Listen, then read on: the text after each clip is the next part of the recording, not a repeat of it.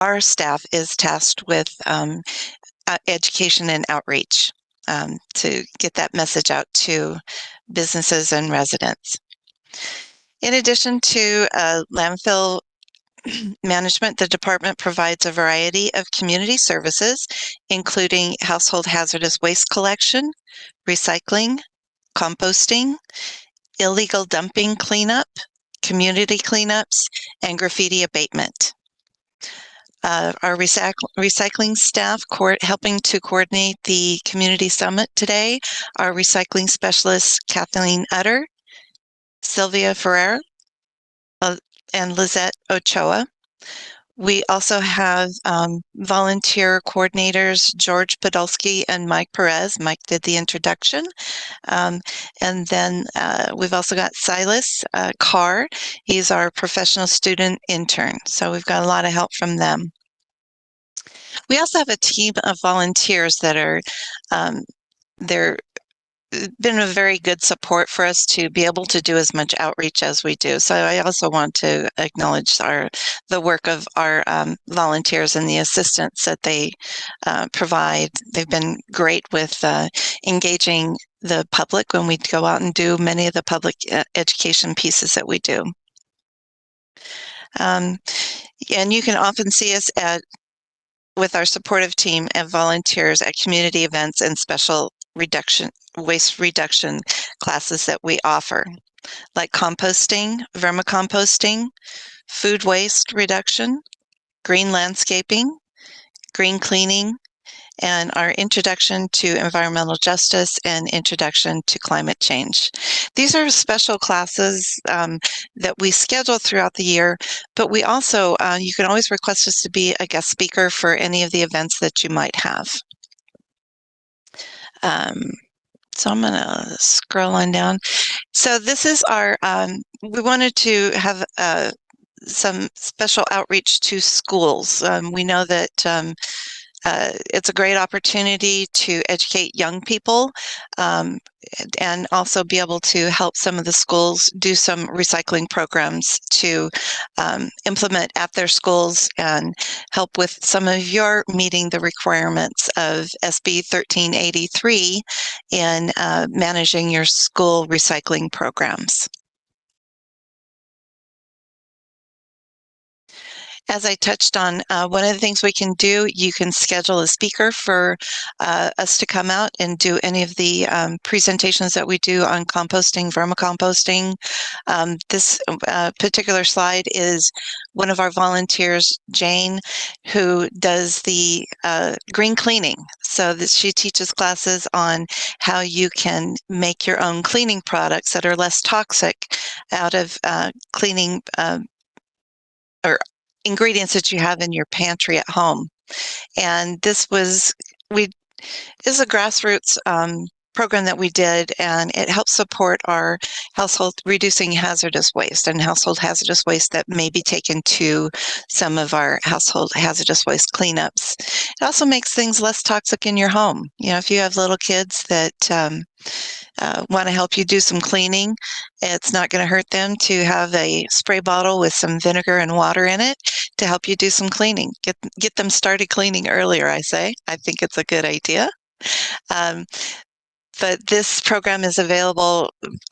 Teachers can do an online request and put in a request to have one of the speakers come out or do a virtual presentation for your classrooms. And it all starts with putting a request in on our website, which I can kind of show you. Let's see, Control-click. Oh, maybe on the next slide. A unique program that we've got for schools is our Donate a Compost Bin. So along with our composting program that we teach on a monthly basis here at our resource garden, our department will donate a compost bin or a vermicompost bin to schools that have a school garden. It's a pretty simple request. We just need a letter from the school signed by the principal on a school letterhead requesting a compost bin be donated for use in the school garden so that the students have another opportunity to learn how to do composting on site, hands-on. And one of our staff or one of the volunteers will come out and do a presentation for the group. But it's essential. We think it's really useful, especially if you have a school garden, to start teaching kids how to manage their organic waste. It doesn't all have to go into the trash can and go to landfill. This is a way that they can reuse that resource, those plant cuttings and leaves and trimmings. They can compost it on site, get to experience how that change happens. Matter of fact, composting is one of the easiest and most effective recycling programs any facility or home can have on site. You can send a aluminum can or a drinking water bottle away for recycling, but you can't recycle it in your backyard. With your composting, you're able to do your own recycling, start to finish, right there on site. So composting is always a good lesson to learn, and also knowing that those materials that normally would have gone into the trash or into your green waste bin can be used right there on the school premises and enrich the soil. We find that if you move that bin, you see richer soil underneath it. And so it's a great program to have if you have a school garden, and we're seeing an increase in a lot of the school gardens. And so we can either have we can donate up to 2 bins per school, but only 1 bin per year. So you could request a compost bin like this outdoor compost bin that we have here. It's called a geo bin, and you can request that bin be donated, and maybe next year you want to have a vermicomposting bin that can be kept in the classroom, and the kids get to see how food waste is composted. Another program that we've got available to schools is our Compost Mentor program. This is one of our volunteers, Blanca, and she went out when we initially donated the bin to the one of the schools, and they had a particular interest and actually wanted a little bit more hands-on help with their composting program to get it off and rolling, and make sure that it was a successful venture for the kids. And Blanca was essential. She set up a schedule to go back out to the schools, and I think George is going to talk about that a little bit more in detail. But we have some great resources in a lot of our volunteers who have learned how to do composting through our Master Composter Certification program. So they have a little bit more intensive knowledge, and they're implementing that for the benefit of the schools.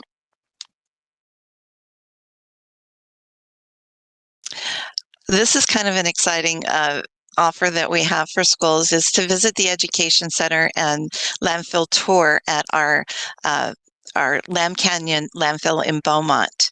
The images that you're seeing here, we have an education center that we built high up on a knoll, and you can oversee. I think in the background here, where James is, you can see the beginnings of the landfill. And that was an image that I really wanted to capture in this, so that we have an observation area. The landfill can be dangerous, and when we do tours, we are very careful to provide the safety equipment for the students or the tour attendees, and we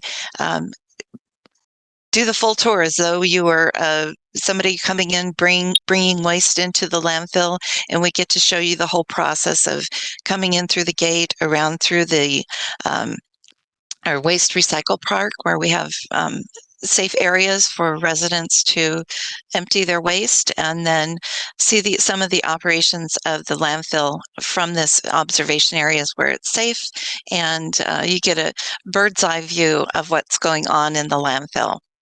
The landfill tours are available from March to October, and the reason for that is because of weather issues. rain and high winds cause issues.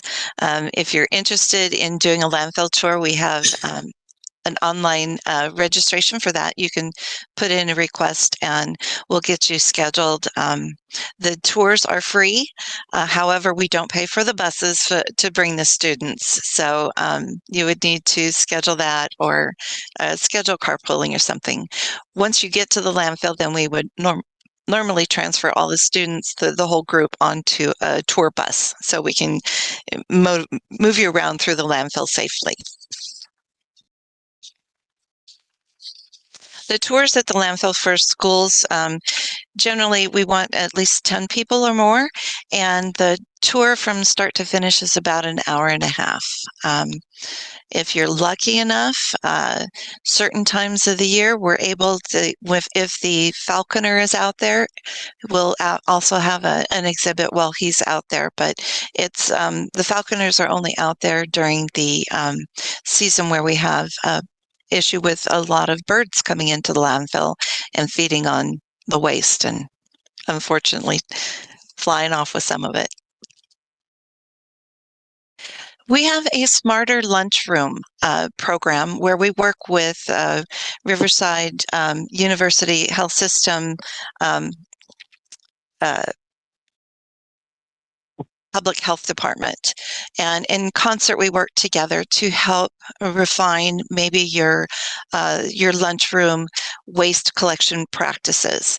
This is just a quick image of showing how we can set up a sorting system for your liquids. The first container is your liquids. This would be your milk and juices, where the kids can empty the liquids out of that and then place the containers into the recycling container, along with any other materials that they might be able to recycle from their lunch. Landfill, which is going to be the icky waste. After we put the food waste in the composting bucket, I would probably switch these. We always want the landfill to be the last thing, the last option, and that could be, some of the food soil papers and things like that, but and other materials and plastics and things that can't necessarily be recycled. But and then the composting with SB 1383, schools are going to be having organics recycling services available to them, and this is a great way to where you can source separate those waste, reducing the contamination that you're putting into your bins. And then the public health, they come out and they're actually going to be looking at things from a nutrition standpoint and seeing how your current system of managing the food that is coming and going into your the school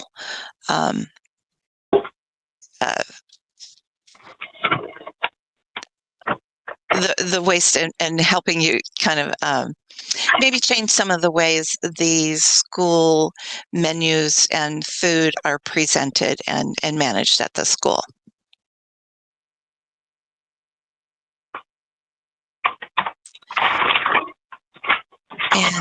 And let's see if we can quiet somebody here. Mike, do you think you could mute somebody? Anyway, this is the California Education and Environmental Initiative. This is a state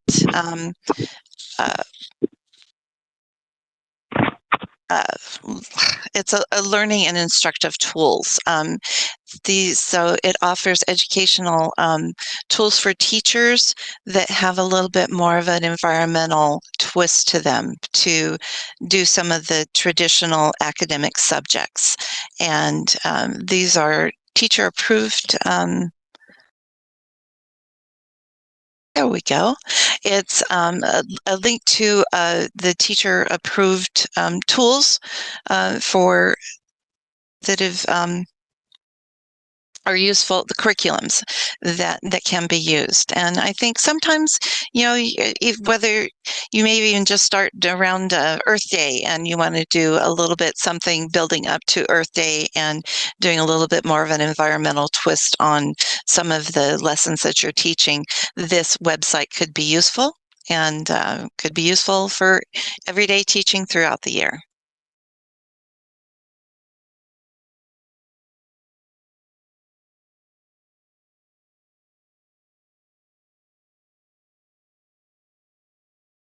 I'm going to go back just a minute and see if I can do.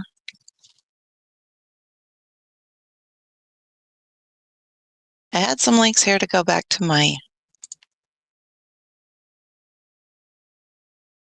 go to our website, which I am not being able to get to right now.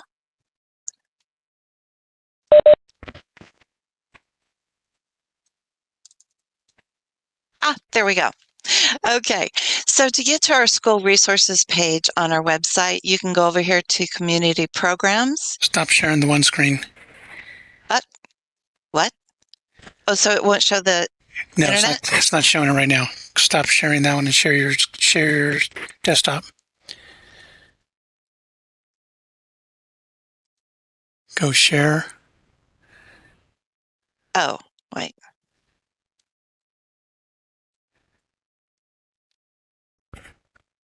Stop sharing? No, go share, bottom.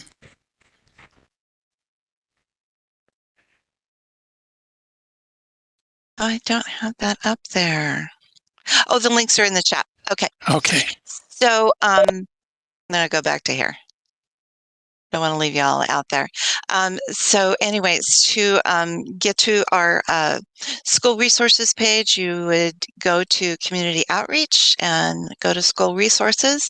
And we've got all of links to all of these programs on our website. And as I was doing that, I know that we've got a presentation from CalRecycle coming up, but they have got incredible incredible list of resources and also some really excellent information on the solid waste and recycling laws that affect schools. But I think Andrew's going to touch on that a little bit more here real soon as our next presentation. So let me go back.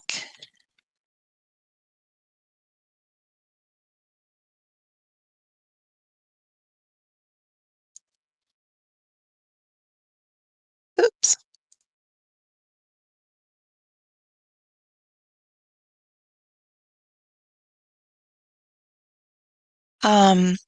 So that's a little bit of what we're doing. I've got another program that we're just started with one of the local high schools. One of the students had reached out to our department. He was looking for containers. They didn't have containers for their classrooms.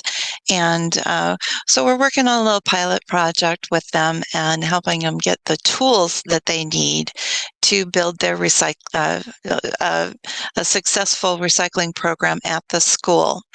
And the students through this program, working with one of their teachers, they have an after-school program for recycling, and the students are the ones that are deploying the boxes and containers for each of the classrooms, and they're also the ones collecting the recyclables.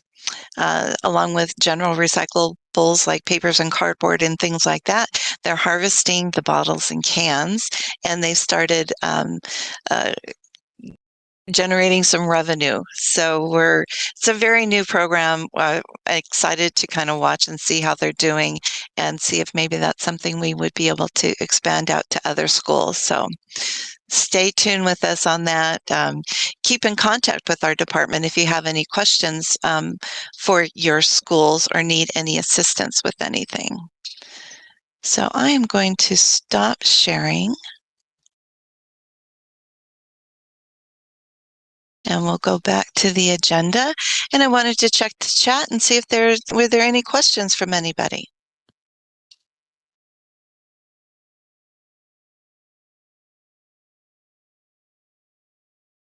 No questions? no questions in there, but we got a lot of useful links in there that are all the topics that you spoke about. Yes, and I think I did a little bit more research. I think we're going to add a little bit, there's a few more resources on our school page. I think there's some other things out there that might be of interest. And I think Andrew's going to have a lot of good information about the CalRecycle program. So,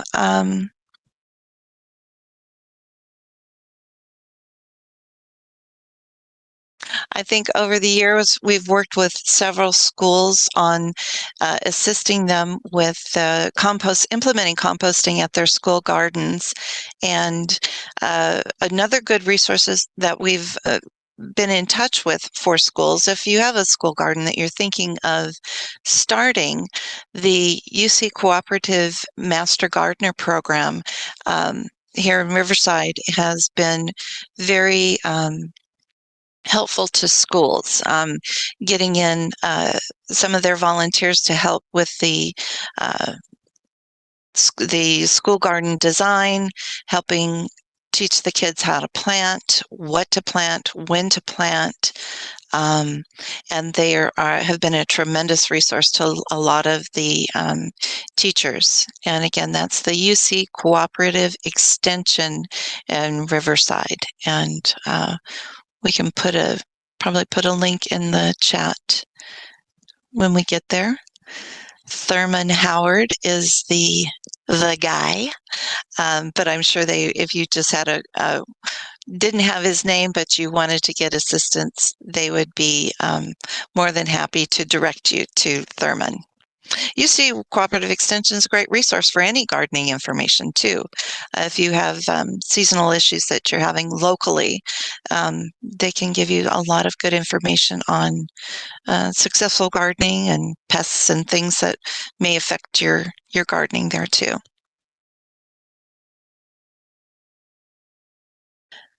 Kathleen, would you like to take it from here, or do? Yes, attempt to share my screen so I can pull up Andrew's presentation.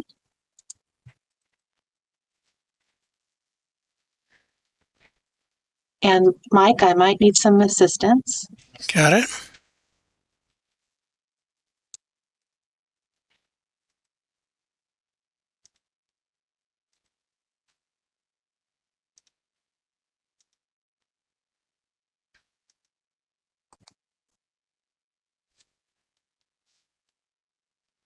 Oh, thank you.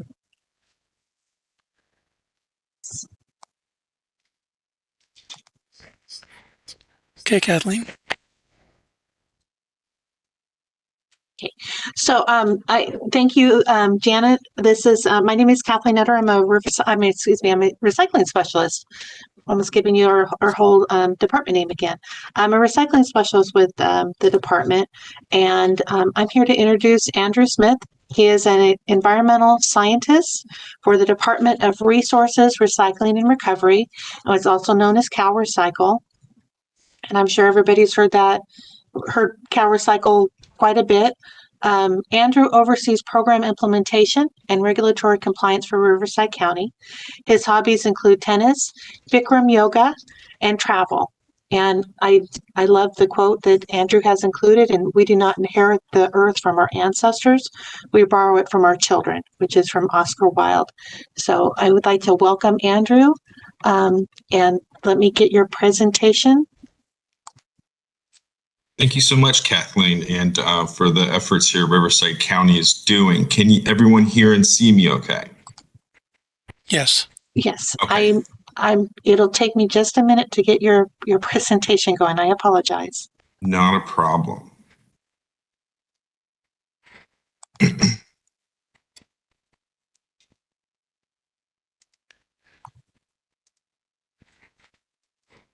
Pull it up, Kathleen. I'll pull it up. Thank you. And then I'll move your slides, Andrew, when you're ready. Just let me know. Okay, perfect.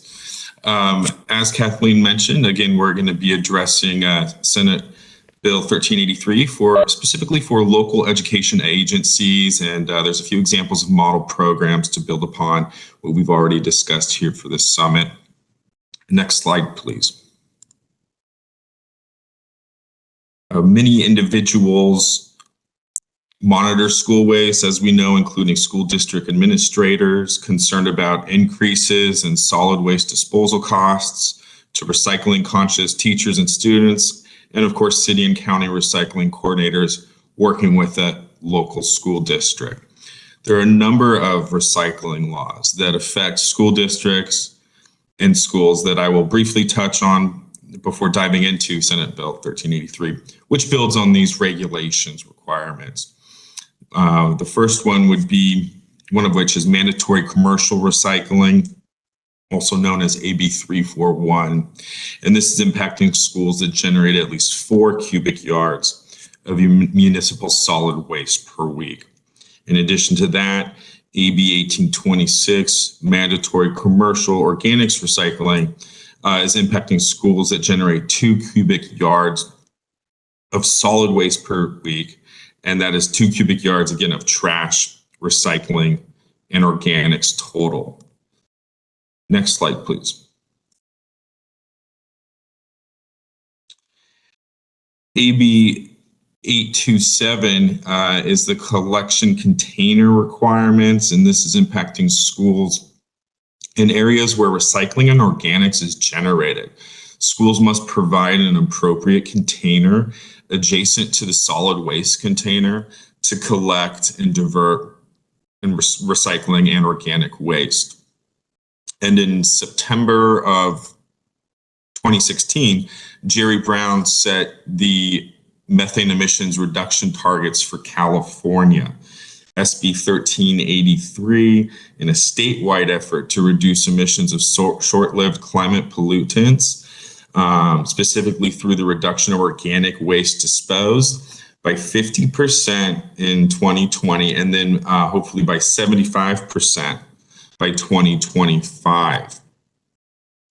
This is part of California's larger strategy to combat climate change. And Senate Bill 1383 established an edible food recovery goal as well, which specified that no less than 20% of currently disposed edible food must be recovered for human consumption by 2025. And I'm really excited about this, and I'll explain a little bit why this is so important. In short, it will reduce food insecurity.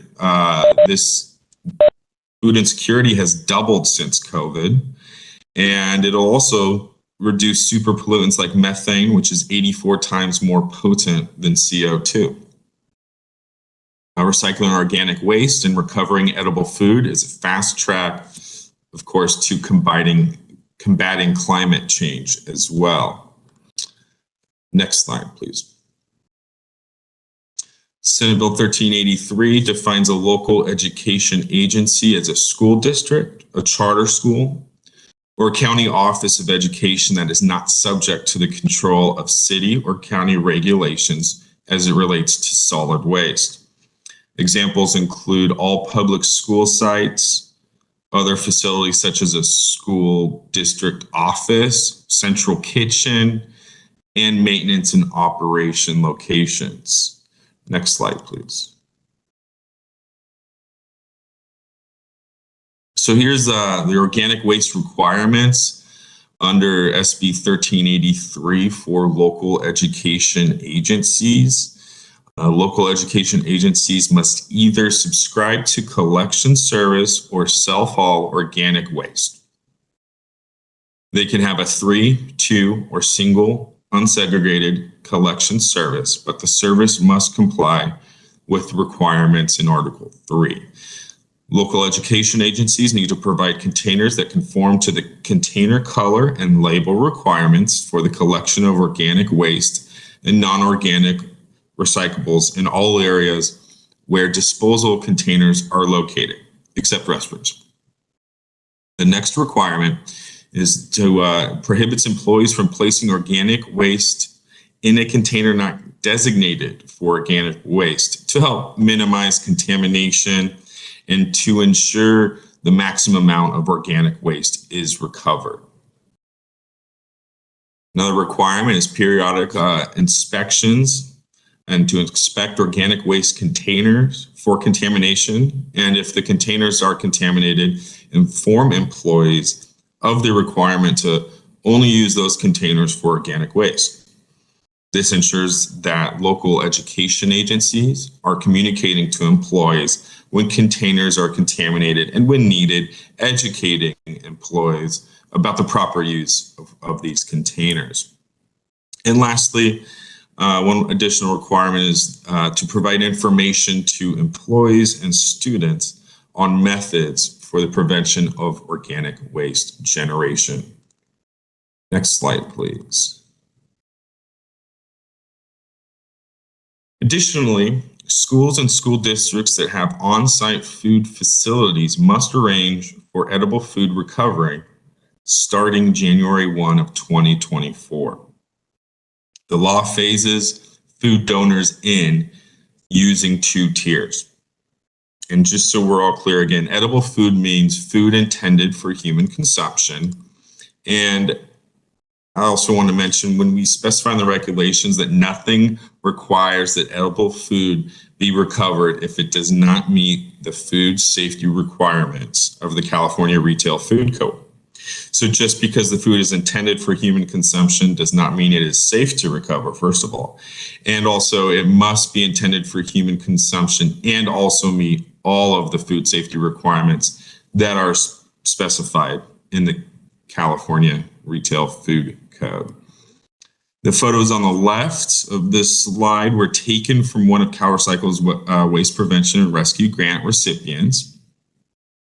And these are some of the current recovery actions that are occurring in K through 12 schools and school kitchens.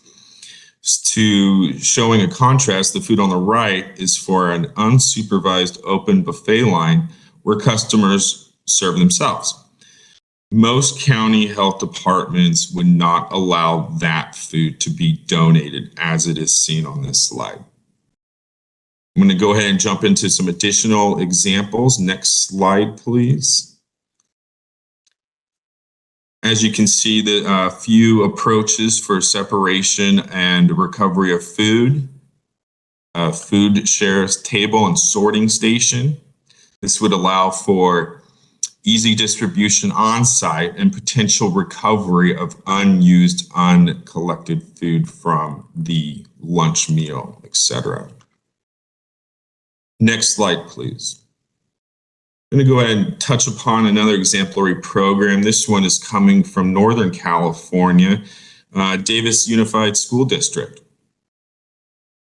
Davis Farm to School supports school garden programs in Davis through monthly meetings for garden coordinators at all schools with lesson content, videos, even a competitive grant program too.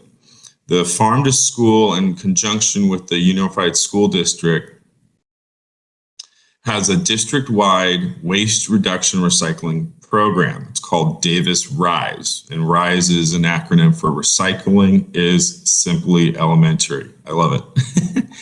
Each school site with Davis RISE coordinators on site work with students, custodians, administrators, and staff to implement a customized recycling and composting program. The All Lunch Leftovers Compost program, which is part of the commercial food scrap collection program, sponsored by the City of Davis and Davis Waste Removal, has led to increased savings in the solid waste removal costs. The monetary savings that the district produced through this program provides all coordinators managing the Recycling Simply Elementary program with a stipend for their work. So custodians can also earn recognition and monetary awards, for their recycling work. I think that's great.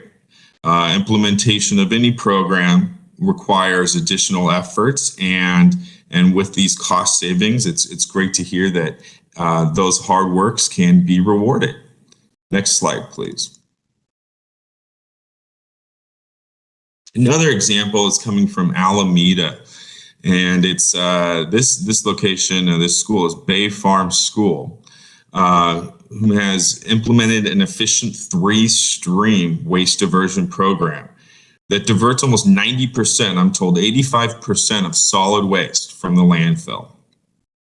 So the students are critical to these efforts, and of course, they're monitoring lunchtime sorting, conducting multiple waste audits to keep recyclables out of classroom and playground trash.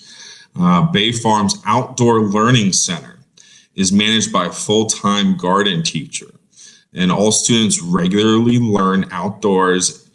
They regularly learn outdoors in part by working at this learning center and eating the food that they grow there. Next slide, please.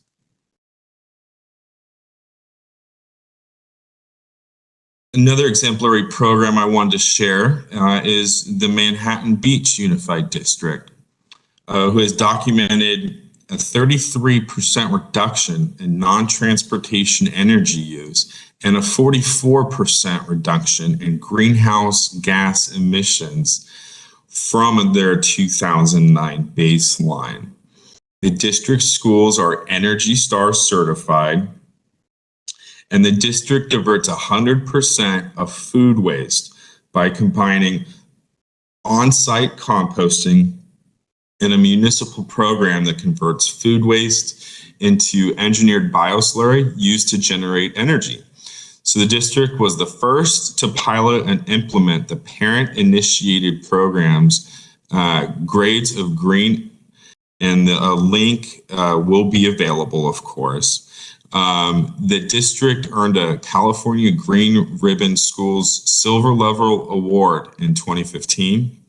And the Grandview Elementary School was recognized as a U.S. Department of Education Green Ribbon School in 2012. So here's an example of taking the leftover food waste and actually turning it into energy and seeing beneficial results there. Next slide, please.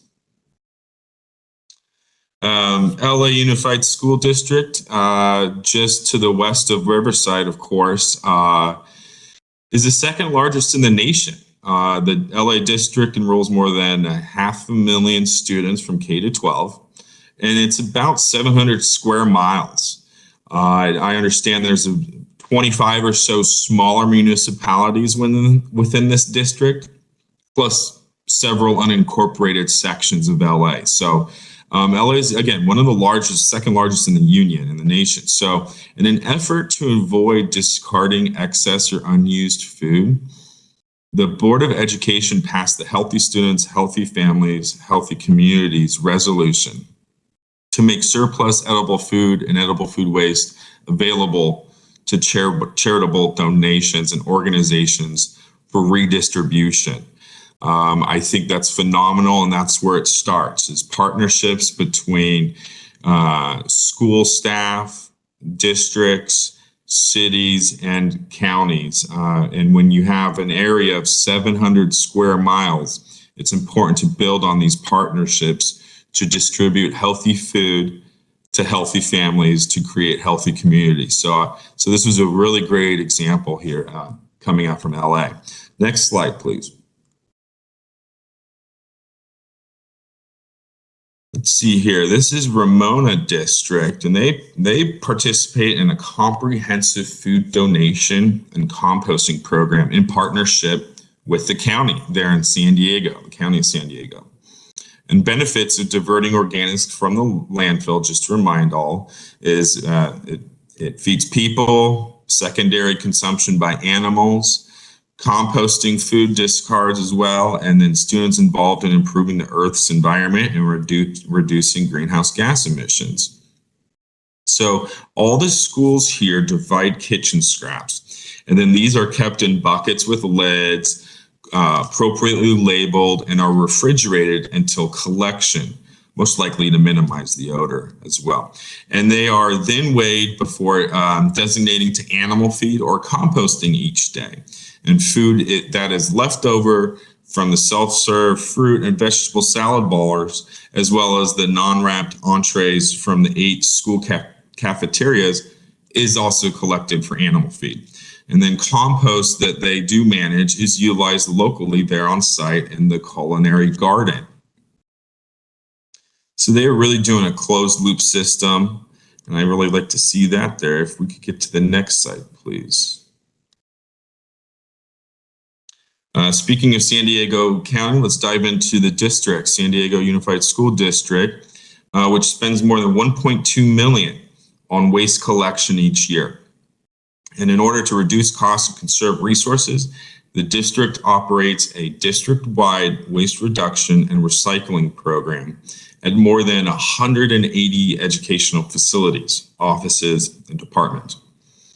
The recycling program is coordinated through the district's Energy and Utilities Management Program.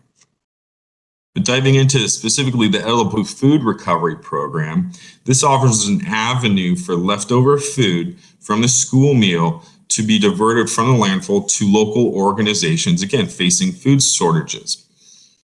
Focusing on reducing sources of food waste and recovering unused prepared food, the program has been a widely successful one.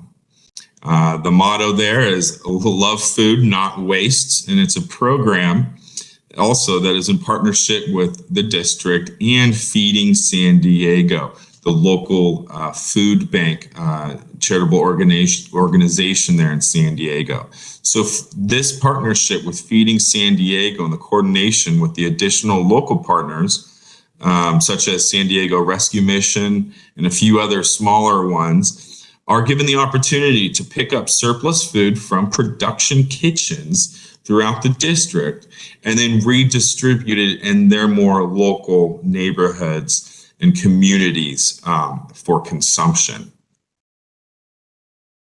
Next slide, please. As we are talking again about local educational agencies, I do want to mention CalRecycle will waive a local education agency's obligation to comply with some or all of the organic waste collection requirements if the agency provides documentations demonstrating that any of the one situation applies. Local education agency, if it generates a de minimis amount of material in the blue and/or green container, it can be issued a waiver.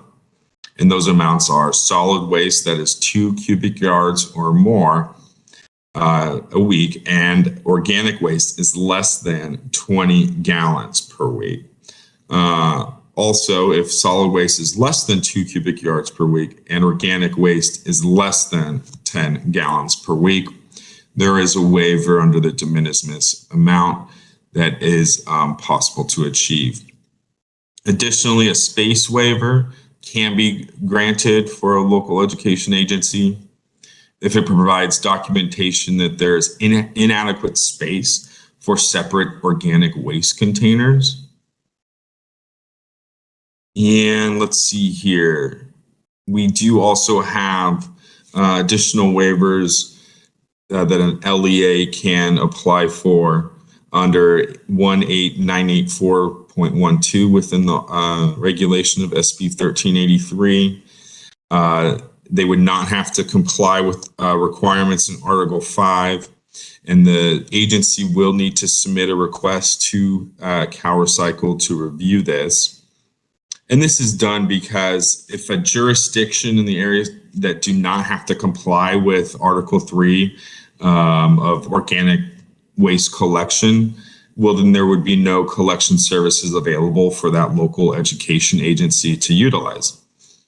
We will be publishing on the CalRecycle website the jurisdictions and census tracts for unincorporated areas that meet the thresholds for a waiver after the 2020 census data that's available. And that's specific to low population or high elevation information that could also grant eligibility to a local education agency. Keep in mind that a school site may want to coordinate with the district to determine if the entire district is eligible or just certain sites and certain schools are eligible with these waivers. And I do have, again, there's a Additional waivers, I mentioned elevation briefly, rural exemptions, and a low population waiver. I have received some questions specific to this by Riverside County from attendees already, and we'll be addressing this later on. Next slide, please. So here's a few links for our resources. Please visit our short-lived climate pollutant web pages for updates and requirements on SB 1383. We've developed and posted SB 1383 compliant model labels, signage, brochures, etc. for local education agencies to utilize. Please spread the word. The signage is available for 3, 2, and single unsegregated collection services in English, Spanish, Mandarin, Punjabi, Russian, and Korean. And each sign is fully customizable using Adobe Acrobat. Users can add and delete the materials they collect in their program and customize to their liking. There's also a model food recovery agreement.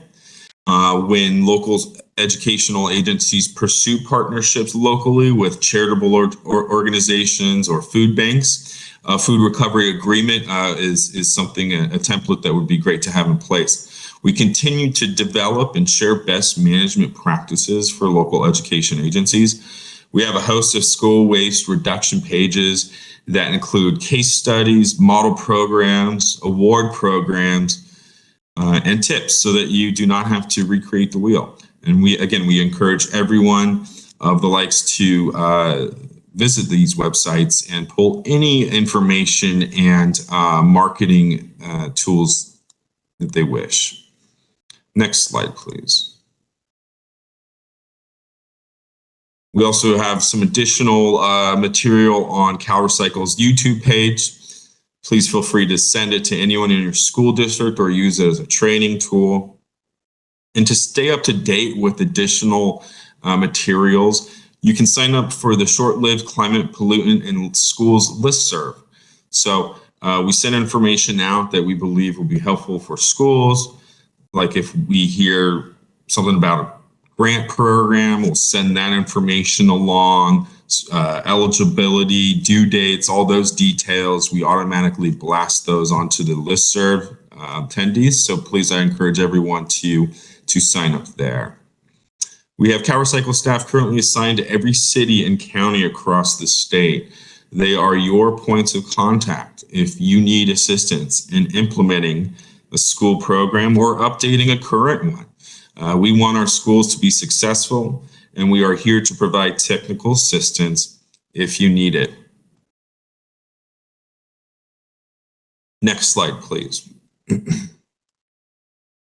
This pretty much concludes my presentation, and as I pull up some questions I've received and would like to address, I'll just leave this disclaimer up here for a moment.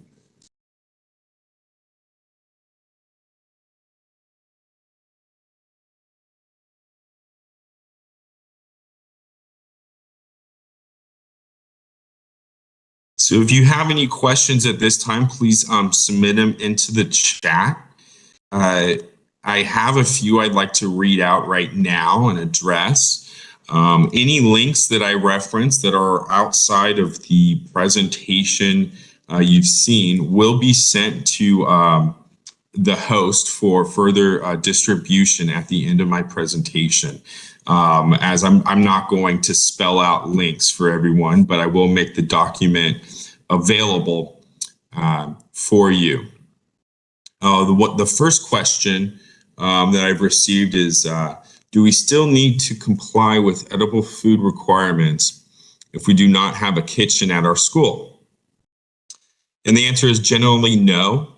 No, you don't, but it's important to consider the definition for, on-site food facility and not a kitchen, quote unquote. Local education agencies with an on-site food facility are defined as a tier 2 commercial edible food generator. and the regulation specifies that the food facility, it can be found in a specific section, and I'm going to include this into the response again for everyone to review at a later date. But the food facility, in a sense, means an operation that stores, prepares, packages, serves, vends, or otherwise provides food for human consumption at the retail level. I would like to note, again, a food facility is public or private school cafeteria, a mobile food facility, a temporary food facility, vending machines. Also, please consider that as a point when you're considering, are we a food generator, even though we don't have a kitchen? In addition to that, please note that there also may be scenarios where a school athletic concession stand meets this criteria. It's not necessarily permanent on site in the school. It's during the sports season. And if food is being distributed through that concession stand, please consider that when determining if your local site is falling under this definition. There's some more information I have with regards to this that I will be including again at the end of this presentation. And one of the second question I received, does CalRecycle have curriculum that can be utilized in the classroom to help educate our staff and students? Yes, please check out the California Education and Environmental Initiative resources. I believe that this was addressed in the past presentation as well. That link will again be available, and you can learn more and to get access with the curriculum there. Some local jurisdictions partner with schools and districts to provide professional environmental education services, such as Eco Hero to school sites. Several CalRecycle grants actually are available and can be used to fund these education services. That information and those links, again, will be provided. Third question I've received is, are there educational pieces available to put in our cafeteria areas? Yes, we certainly have school flyers, signage, and so certainly we encourage all to visit those websites for those educational pieces that, again, more languages are available now. So please pick and choose what's the preferred language in that location, and download, print, and post. Those links will be available. And are schools required to have a compost pile on site, was my additional question here. The answer is no. The schools are not required to have a compost pile on site under SB 1383. And one other question is, are the grants available for school districts to purchase containers and educational signs to help collect and move material around? Yeah, we certainly have quite a few funding opportunities, grants. One is under the Edible Food Recovery Grants. And this is again with food waste prevention and rescue grant programs. That information, that link will be included at the end of my presentation for distribution by the host of this conference. The competitive beverage container grants can also be used to purchase eligible containers and equipment. And this is available again, of course, through our CalRecycle homepage. That's the Competitive Beverage Container Grants Program. And let's see here. And the last question I have here is, if our school is in a high elevation or low population area, are we also waived from the requirements? Now that's a little bit of a loaded question because there's some more details I will need. So I would encourage those individuals asking this to contact me directly to further discuss waivers regarding schools, school districts that are considered to be in a high elevation or low population area. And the reason I say that is there's just too many specifics involved with an accurate answer to be rendered at this time. So if you are thinking that you're in a high elevation or in a low population, very rural area in the state of California, wondering how your school or school district needs to comply with SB 1383, please contact me directly. And I'd be happy to go from there and discuss with you. I am putting in my email right now into the chat bar, and I am going to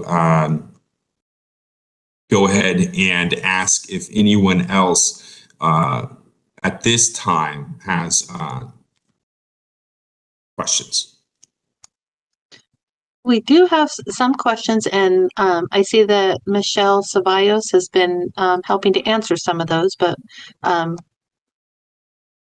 that's great. Yeah, Michelle, I actually like to introduce Michelle, my colleague. She actually spearheads the schools team, so she's a great resource. And yeah, just let me know if there's any live questions or if we're working from chat here. It looks like.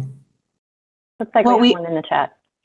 Yeah, but it might still be that might still be good because the questions that we did provide you, we at least I have gotten those from various schools, and as we were doing a lot of the 1381, 1826 education and outreach for 1383, so I take those questions and I kind of write them down to keep track. So our first question here is, can a school district collect and self-haul organics from several schools and take it to an organics recycler? Do they need to document or collect tonnage documentation to verify their participation? And I had already answered that one in the chat. I can talk about that live. The regulation does allow for self-hauling, but it is typically more in rural or high elevation areas. So if there is a specific situation, we'd want to talk about that. We do have an FAQ that is out on the website, and that FAQ does state that record keeping requirements are required if materials are self-hauled, and that record must be kept for 5 years. Because I know we do have some school district. Now, I believe they might have some that are still in the unincorporated, but a school district, it's within the city. They do self-hauling. So they would also be hauling their organics. Again, it would be something we'd want to talk about and see specifically what that situation is. If it's in a non-rural area, I guess the question is, why are they self-hauling? If they have landfilled and also recycling, because the regulation does, the intent is to provide that for ease of transportation. Again, there is a self-haul ability if needed, and that's why we need more information. Okay, that would be great. Our next question is Compost 2023 in Ontario. What do you think about this event for us on the West Coast? Who should attend? Is CalRecycle speaking at this event? And I am not aware of anyone from CalRecycle, but I am not in all of our location, all of our groups. So I don't know. Yeah. Okay. If a school qualifies for a waiver, do they apply directly to CalRecycle? Yes, and I provided the link to the form, and I also provided a link into the chat where it discusses waivers in general. I think Andrew talked about this already in one of the slides. If a jurisdiction or unincorporated census tract has already been waived because of low population or high elevation, then that automatically allows that school to qualify for low population. So the form I put in there, they would fill out the top portion that talks about who is the contact information. And then again, Andrew could help walk through how to fill that out correctly and who to send that to. Oh, perfect. And then we do have a question from Sylvia. Are organic bins required in the classroom or just in the cafeteria? And would it depend on whether the class provides or prohibits snacks? Right. The regulation does discuss that it should be in areas where food is taking place. It doesn't mean that organic containers need to be in classrooms necessarily. Cafeterias or common areas where people are eating. Now, if there's a pizza party in a classroom for a holiday party or something, it doesn't hurt to have that organics collection and that food soil paper collected in that classroom, but the container doesn't have to stay in there full time. Okay. No, I know that helps. And is there, do we have any other questions? I'm not seeing one. I would like to thank Andrew, Michelle, all of CalRecycle staff for joining us today and providing this I know we discuss it as we work through this bill. This is a very complicated bill, and I know it's complicated when you add on all of the school requirements. So this is a lot of information, and we hope that this will help the schools as they move forward. So I would like to thank you all for your participation, and I'm going to turn this over to Mike Perez. Thank you. Thank you, Kathleen. You're welcome.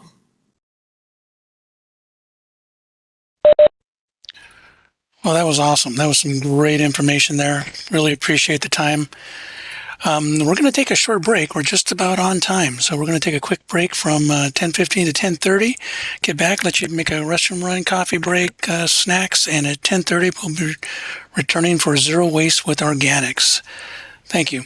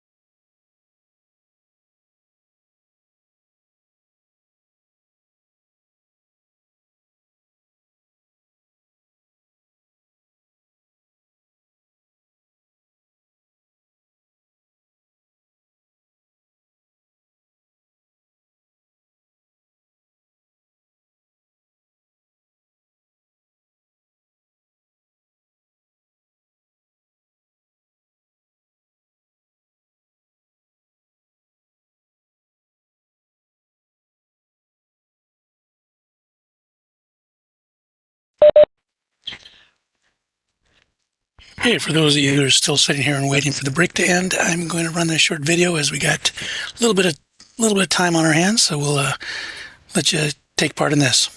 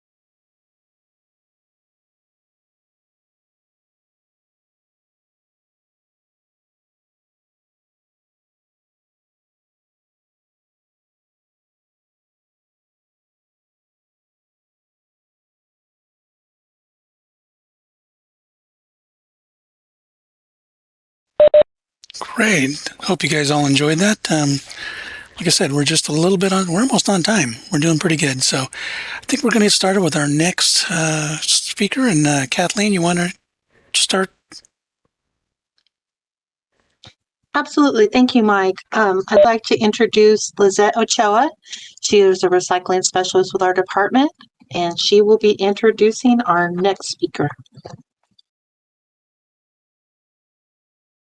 Thank you, Kathleen. Hi, everyone. My name is Lisette. Our next presenters are from UC Riverside. The campus was recently recognized number 9 among public universities for sustainability in the Princeton Review's Top 50 Green Colleges. Joining us today to elaborate on UCR's Zero Waste initiatives is Hassan Ghamlouch, Director of Environmental and Resource Services at UC Riverside's Facility Services. Hassan Ghamlouch graduated from UCLA in 1995 and has an extensive background in sustainability, facility, and hospitality management, and supports the maintenance and landscape of over 6 million square feet across 1,350 acres of campus. He came to UCR in 2006 and is currently leading the university's environmental sustainability efforts to achieve carbon neutrality by 2025 and zero waste by 2020. We also have Gustavo Plascencia, Safety, Sustainability, and Projects Manager at UC Riverside's Dining Services. He graduated from UCR in 1995 with a BA in Political Science and has worked at UCR Dining since 1992. In addition to coordinating special projects, Gustavo develops and implements sustainable initiatives for dining services and serves as the department's food safety and workplace safety coordinator. I'll now turn it over to Hassan. You should be able to share the presentation and navigate through the slides. And everyone, feel free to drop questions in the chat as we move along the presentation.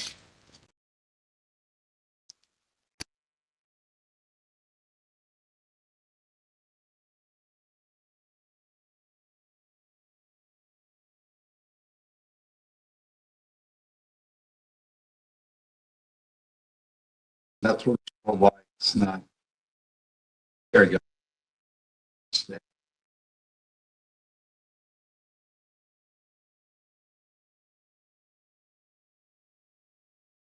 Oh, I think Hassan was sharing his screen to present. Yeah. Okay. Well, here we are. Good morning to all of you.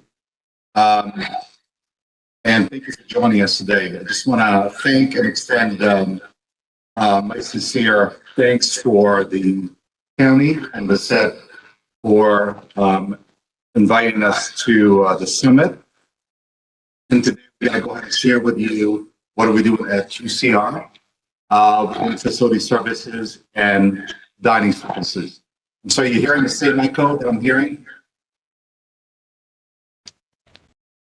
Yes, we can hear you. Okay, great. Thank you so much.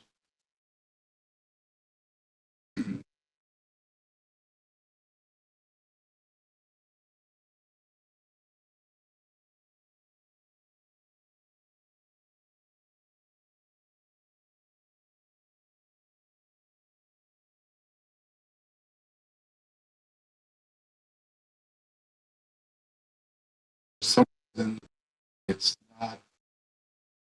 Maybe if you go to view on the top menu. Squid, right? Yeah.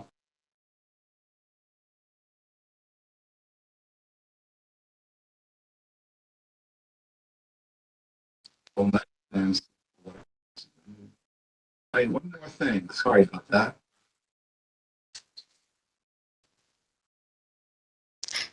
Yeah, all good now. Hey, sorry about that. So, doing at UCR for our Zero Waste Initiative. So let me just talk to you a little bit about the campus and who we are if you're not knowledgeable of UCR. UCR was established in 1954. We have roughly about 26,000 students, and we have roughly about 7,000 staff and faculty. Currently, facility services employ about 370 employees, and UCR was recognized by U.S. World Report Best College Ranking as a top university in the top 30 percentile. And we were recognized as the #1 university public university in social mobility. So zero waste, if you're not aware, but I'm sure everybody should be aware of what zero waste is, since you guys attended the summit. But zero waste is a goal to guide people and to change their lifestyle and participations to overall sustainability around natural cycle, where we disregard less material and design to become other uses. How do we design and manage this process? We would like systematically avoiding and eliminate the volume of toxicity of waste, material, and conserve and recover all resources and not to burn or bury. So what do we do at UCR specifically? So the UC adopted a policy in 2007. It is an aspiration goal to recover and divert 90% or eliminate landfill material.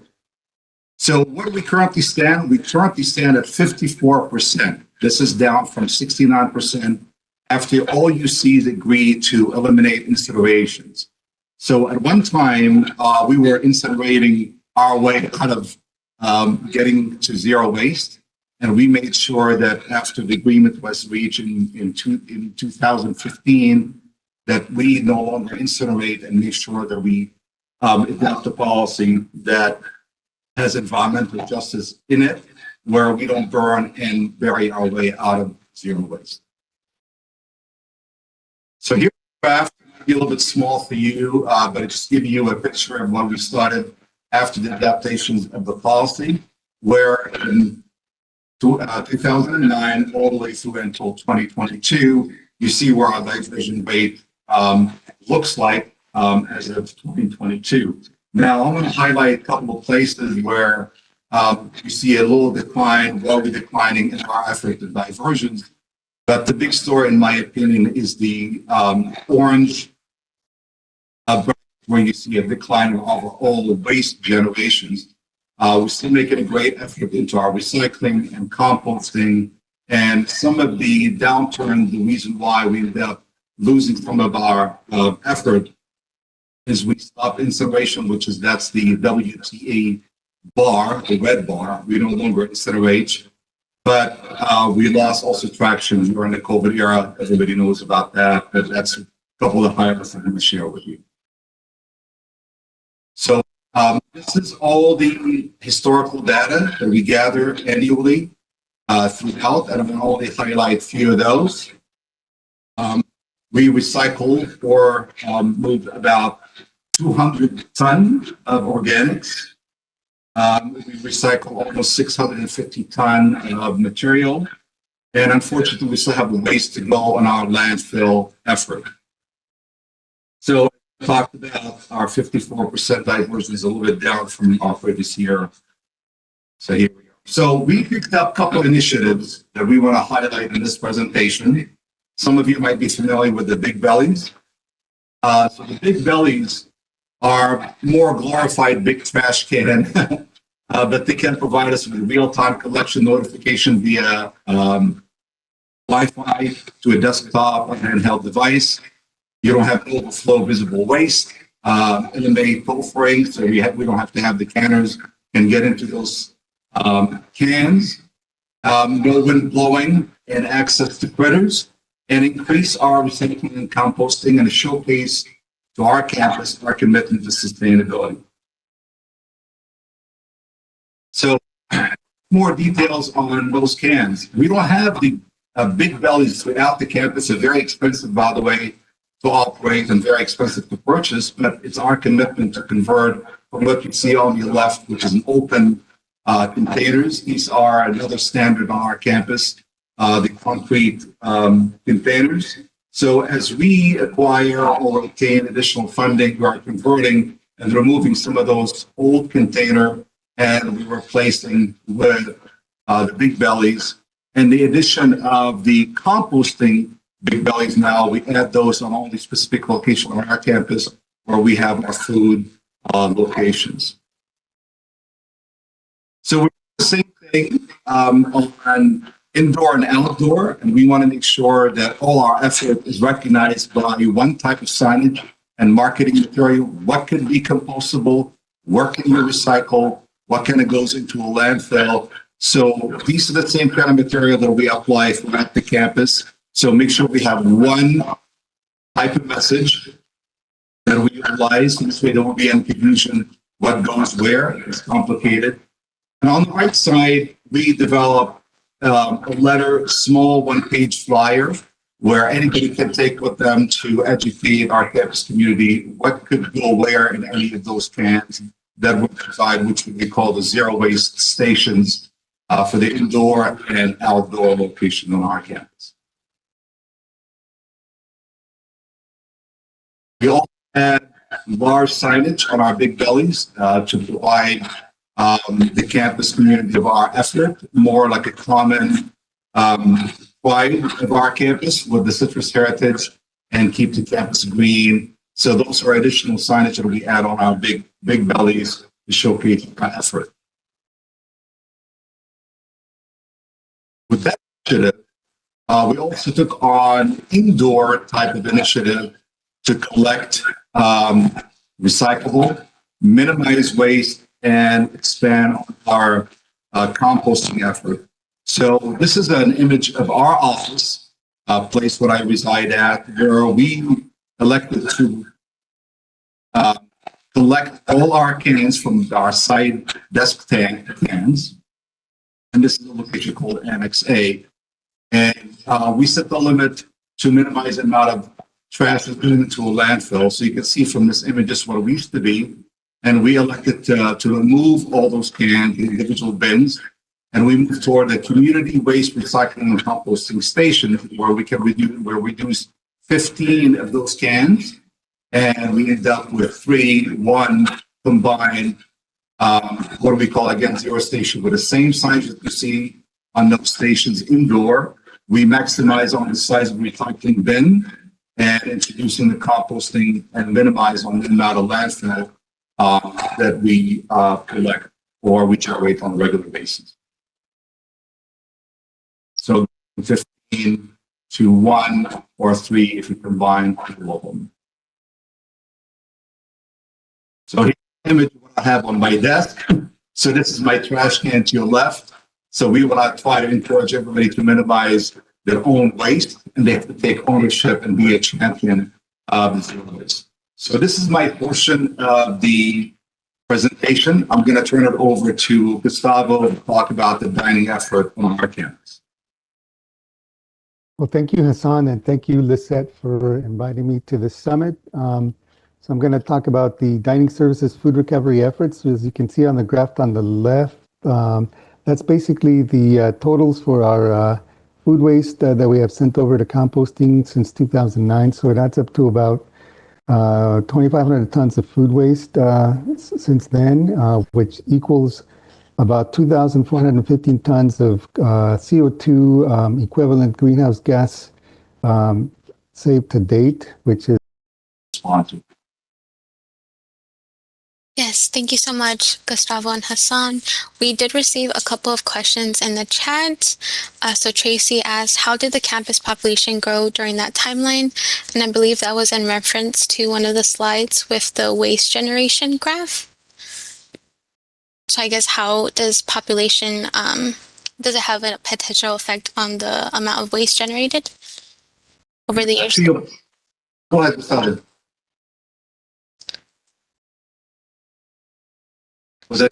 This is Tracy. It was one of the original slides that you had, Hassan, when you were demonstrating the growth of the organic side of UCR. It was one of your early slides when you started your presentation. I just know that UCR has grown exponentially over these past few years. Because my son went to school there, and I've always, thought it was very unique to have all the big belly bins and things like that along the campus since he started in 2018. But it was, I just know that post COVID, you guys had a growth rate that was really large, and it was right before that. And so I was wondering if that had an impact on your waste, on your historical waste, or if you truly have, added so many ways that you recycle and use your organics that you've really have eliminated more waste and become more zero all along. That was more of my question. Thanks. Sure, absolutely. Let's talk about that. You can see from the orange graph, so that's one big factor. That's one of the biggest story we have. So if you look at the graph, you'll see that we actually decreased the amount of total waste generations, even if we have gone through growth of population growth throughout the years. But from the amount of outreach, commitment, and actually changing policies and reviewing and implementing, like what Gustavo just mentioned, specific practices, we have minimized and actually end up having a better result year after year of minimizing the waste, increase recycling, and make sure that most of our food waste is either recycled or compostable. But unfortunately, like I mentioned earlier, that we took a hit in the last few years during COVID, where we had an increase in our landfill because we had a lot of things were not either being recycled, less population on our campus, and more of a takeout, and a lot of things were just a single use during that time because nobody wanted to touch anything. So we're hoping to get back into it because we took a hit in the last few years, and we're hoping to get back into the 60 or 70% diversion.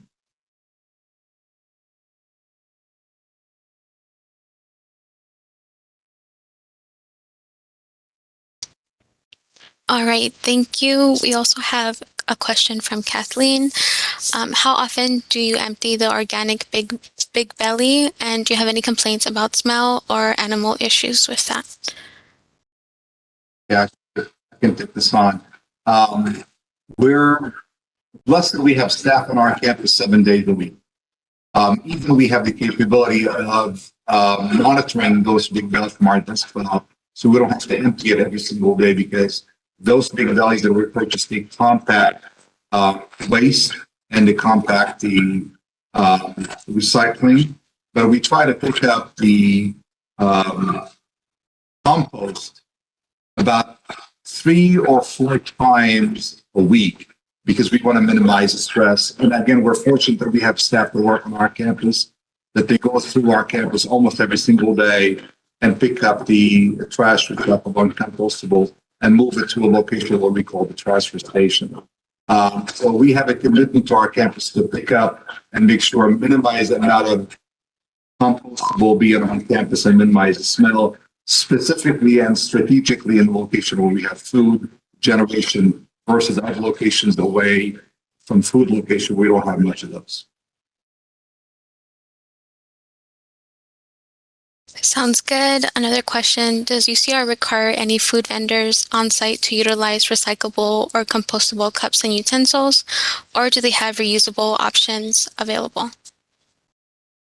So I'll answer that one. So the University of California system-wide does have a commitment to eliminate single-use plastics by July 1st of 2024.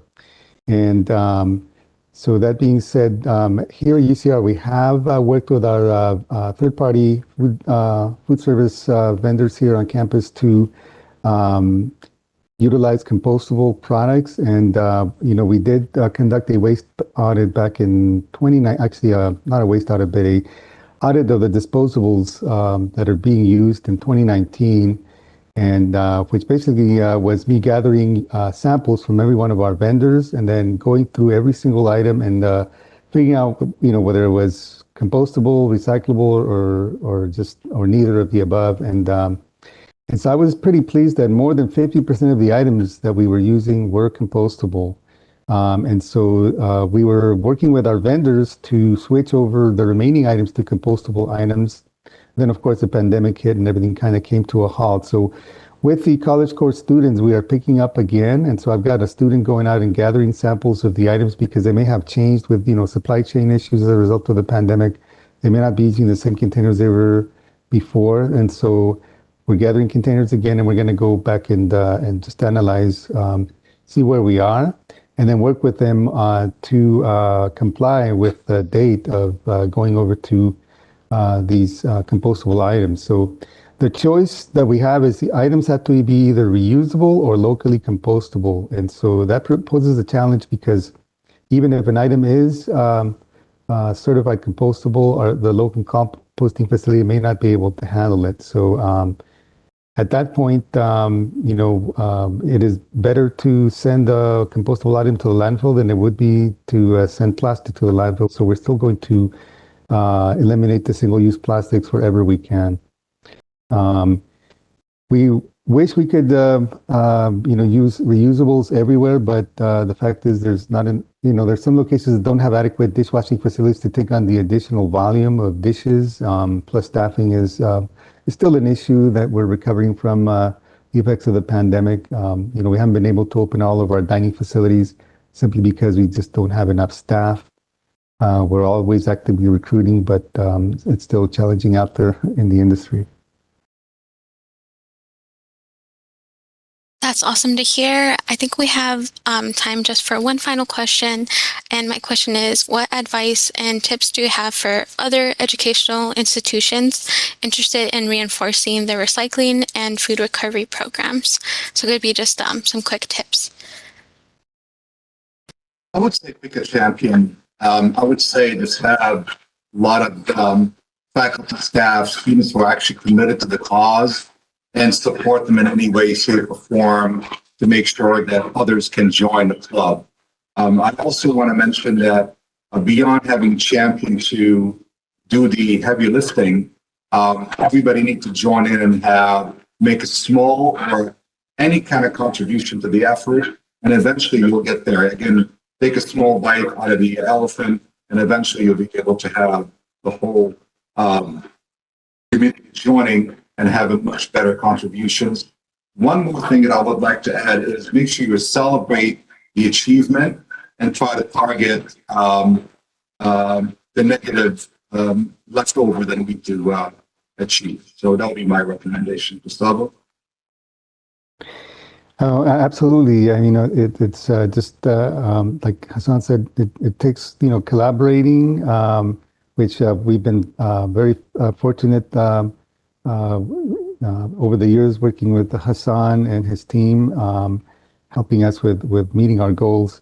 And one of the things that I would advise is just to, keep the engagement with customers, for other schools, working with, if you have a sustainability office, working with them to help get the word out to students, help train them, because it's not enough to just set the bins out there and put the input signage. You have to have active engagement in order to make the program successful.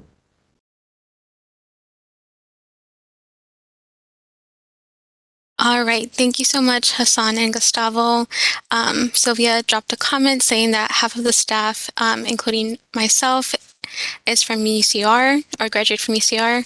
And thank you for keeping our campus clean and for your commitment to sustainability. Go Highlanders. Thank you. All right. Thank you so much. And I think I'll pass it off to Sylvia now, who will introduce our next presenters. Thank you again to Gustavo and Hassan for joining us today. I'm very excited to introduce our next presenter, which is Dr. Tanya Huff. Dr. Tanya Huff got her BS in Environmental Science and her BA in Photography emphasis from the University of Nebraska-Lincoln. She then received her PhD in Biological Oceanography from UCSD Scripps Institution of Oceanography. Right now, she's a professor of life sciences, faculty advisor for the Student Sustainability Collective, and the faculty chair for the Sustainability Committee at Riverside City College, where she's been for the past 13 years. A fun fact about Dr. Huff is that she is traveling with students to Belize next summer to help with conservation research involving bats, reptiles, and amphibians, manatees, and coral reefs.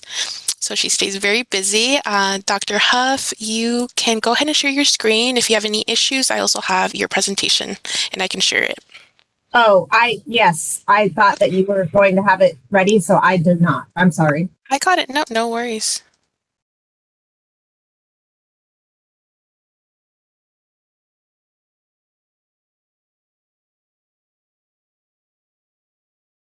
Give me 1 sec.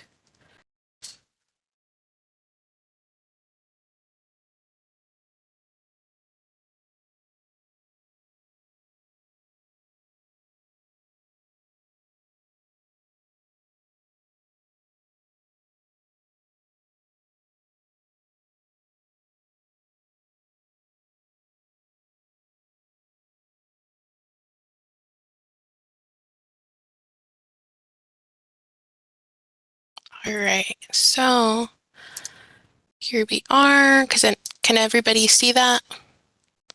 Yes. Okay, perfect. And just let me know when you're ready good. to switch the slide and I will go ahead and do that. Okay, great. Thank you. So, thank you for inviting me to speak today. I just want to start by saying that we have not made nearly as much progress as UCR. It was pretty inspiring to see that talk right before ours because it gave me a lot of things to think about and a lot of goals to shoot for in the future. So, like Sylvia said, I've been at RCC for about 13 years. And when I first came to campus for my interview for my job, I went to the cafeteria beforehand and was just sort of, trying to get the nerves out. And I was looking around and I noticed that there were no visible recycle bins. There didn't seem to be any efforts towards sustainability on campus. And I thought, if I get this job, this is going to be my goal. And I did, and it has been challenging for sure. So during the first sort of decade of my career, there were a handful of us who were sort of working towards sustainability on campus. The biggest success we had was with our students. So the Student Sustainability Collective has been a super active group on campus, and they have driven a lot of the early sustainability efforts. So for example, they did some of the only collection of recyclables on campus for a long time. The administration did give us a small space where the students could store some recyclables and then take them over to the recycle center for a while. Unfortunately, that space has now been repurposed. The students also motivated the installation of a community garden that sort of eventually got converted to an urban farm and existed here on campus for, I think, about 7 years. And that was a wonderful community space where we made it a goal to promote sustainable food production practices and help students understand where their food came from and provide food to students. And again, unfortunately, that space has been repurposed. Administration decided to go a different direction with that. So it's felt a little bit like we would take a step forward and then take a step back in our sustainability efforts on campus. In 2019, in the fall of 2019, a small group of us decided to form the Faculty Sustainability Committee. And we started to try to just think about what was the best approach to increase sustainability efforts on campus.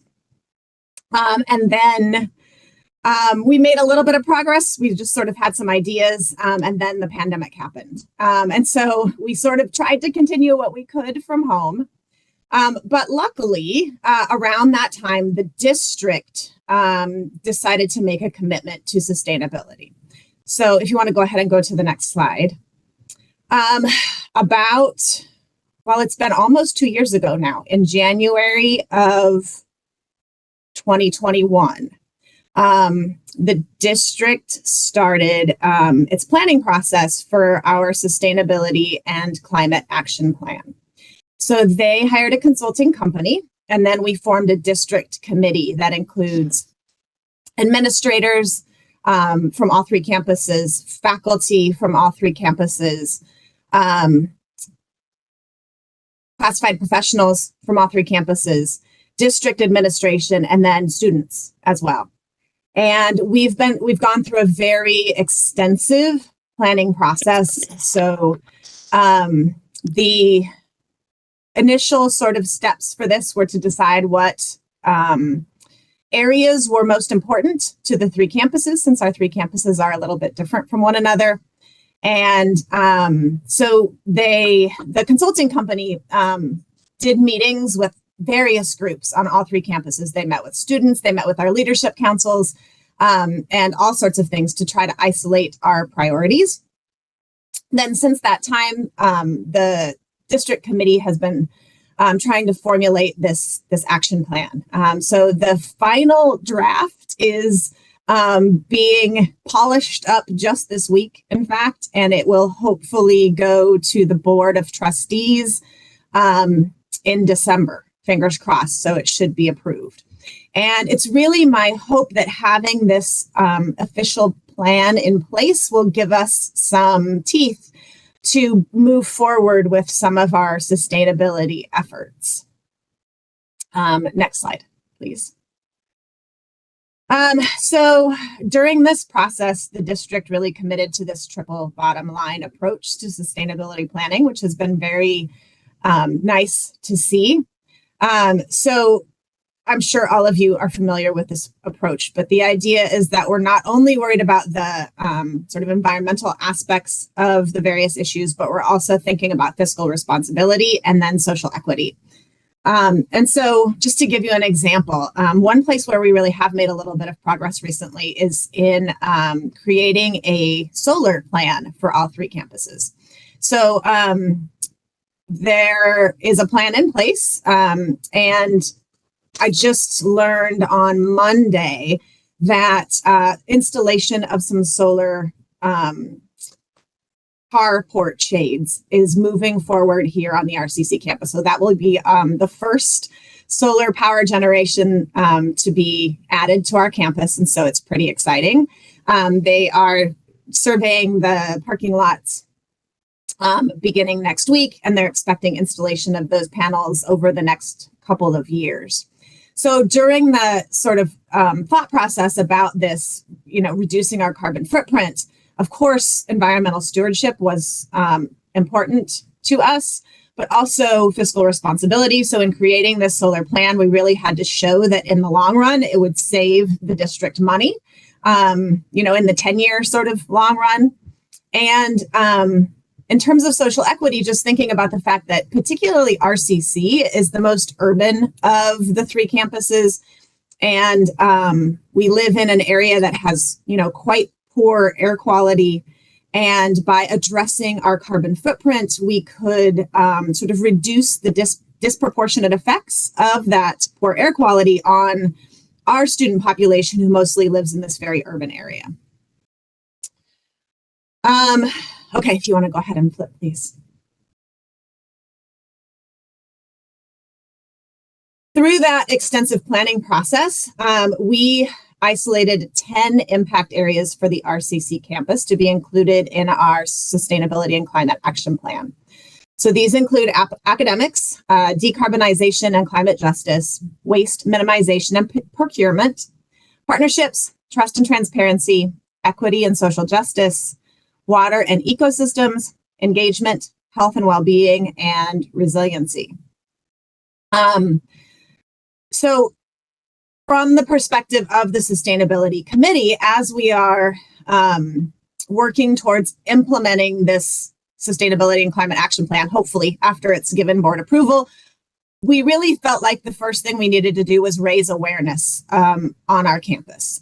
And so we have designated this academic year, 2022-23, as our year of sustainability on campus. So if you want to go ahead and flip the slide, please. We have dedicated each month during this academic year to one of those 10 impact areas that I was just showing you. And as sort of a happy coincidence, November is dedicated to the waste minimization and procurement impact area, which fits nicely into this symposium. So each month we are working to have a workshop or an activity or a fair or a movie screening or some combination of all of the above, educational opportunities, things like that, that are related to that particular impact area. So as an example of what we're doing in November, when I get done with this talk, I'm going to immediately run down to campus and help to set up our zero waste fair. So we have lots of booths to try to bring awareness to students about things that they could do in their lives to reduce their waste production. So we are having a swap don't shop clothing booth where people can bring clothes and trade with others. During this whole process, we've formed a really great partnership with our campus career closet. So that's a space where they take donations of professional clothing, and students can go there to get outfits for job interviews or scholarship interviews or banquets or things like that for free. And so the Career Closet is also going to have a pop-up event today.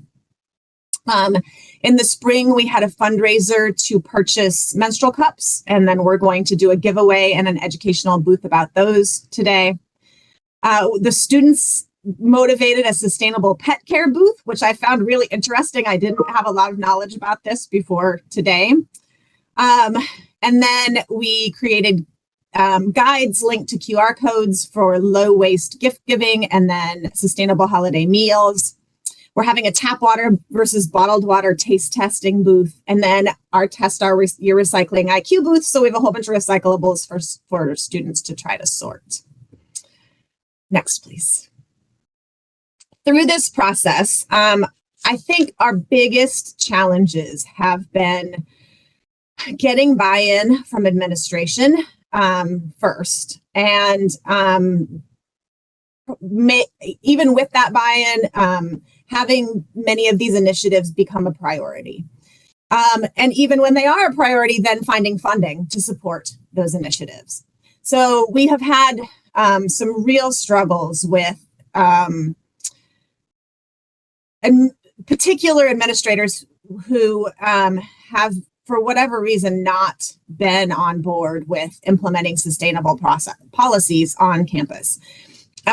So during a meeting not too long ago, I was just told outright that RCC had no plans to increase their recycling on campus because it was too problematic. We don't have the labor for it. And the homeless population was too much of a problem, and they just weren't going to do it. And it's just really disheartening when I hear things like that. Now, after that, a different administrator walked it back pretty quickly and said, oh, no, I don't think that's what they meant, but it felt like that's what they meant. And so I think part of what I'm hoping to get here is advice from folks who might be in this meeting that can help me sort of come up with some ideas for how to get buy-in for some of these projects. From the recycling aspect, or just waste minimization in general aspect, one of our biggest challenges has been labor. So, for example, our facilities folks, contractually, they, I guess in their contract, it specifies that they don't have to empty multiple bins per space. And so having both recycling and trash, or eventually, an organics in another place, is not it's not part of their contract. And so, how do we fix that? Additionally, just the sheer amount of things that need to be dealt with a relatively small labor force has been a problem. And so, we've had some student volunteers helping with it, but being a community college, we have a fairly transient student population. And so keeping consistent help with that has been a little bit of a challenge as well. So I feel like with the implementation of our sustainability and climate action plan, hopefully some of these challenges can be overcome a little bit now that we say, we have this plan in place.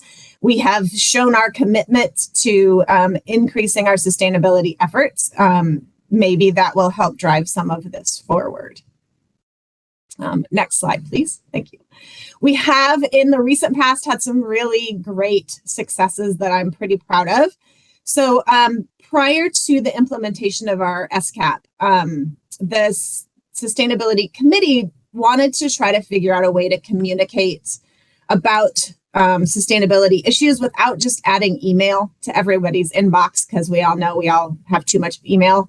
And so we started what we're calling our Sustainability Champions program. So this is the 4th semester that we've had this program, and our goal is to get a representative from each division or department, both academic and non-academic departments, to join the Champions program. And we have 2 workshops per semester that address different sustainability topics. So generally what we do is have one workshop that addresses the topic more broadly. So for example, waste minimization. And so we'll just talk about general things about how to minimize waste. If you do create waste, how to deal with it properly. And then the second workshop during that semester has been geared towards talking about the progress that we are making on campus and or our goals toward making progress on campus. And then what we ask our champions to do is then bring that information back to their division or department and share it with them, so that we're avoiding the email thing a little bit.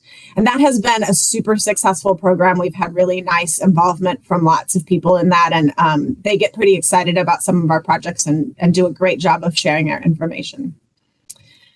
We also have implemented a couple of new degrees, associate's degrees on campus. So we noticed that while there were several bachelor's degree programs in sustainability on the various campuses in our area, there seemed to be a real lack of associate's degrees in the community colleges in our area. And so we decided to try to fill that hole. So we created both an Associate of Arts and an Associate of Science degree in sustainability. And this fall 2022 is the first semester that they've been in the catalog and ready to go. This month, as part of our highlighting of the waste minimization impact area of our SCAP, we implemented 2 programs on campus geared towards sharing items with students. So we have what we're calling our share shelves. So it's a large shelving unit that's found above the cafeteria near our student activities office, where folks can donate things that they don't need. So small household items and school supplies or outdoor gear or games and toys or things like that.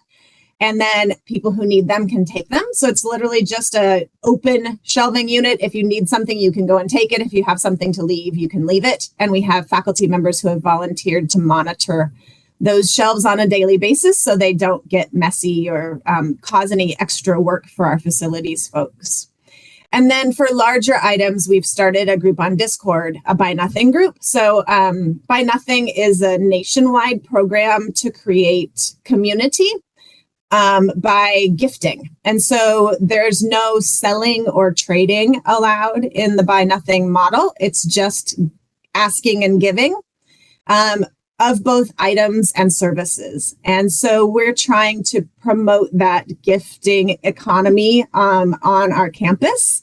It's really nice because it does sort of create a sense of community. So we've just kicked both of those things off this month. So we're just getting started with those.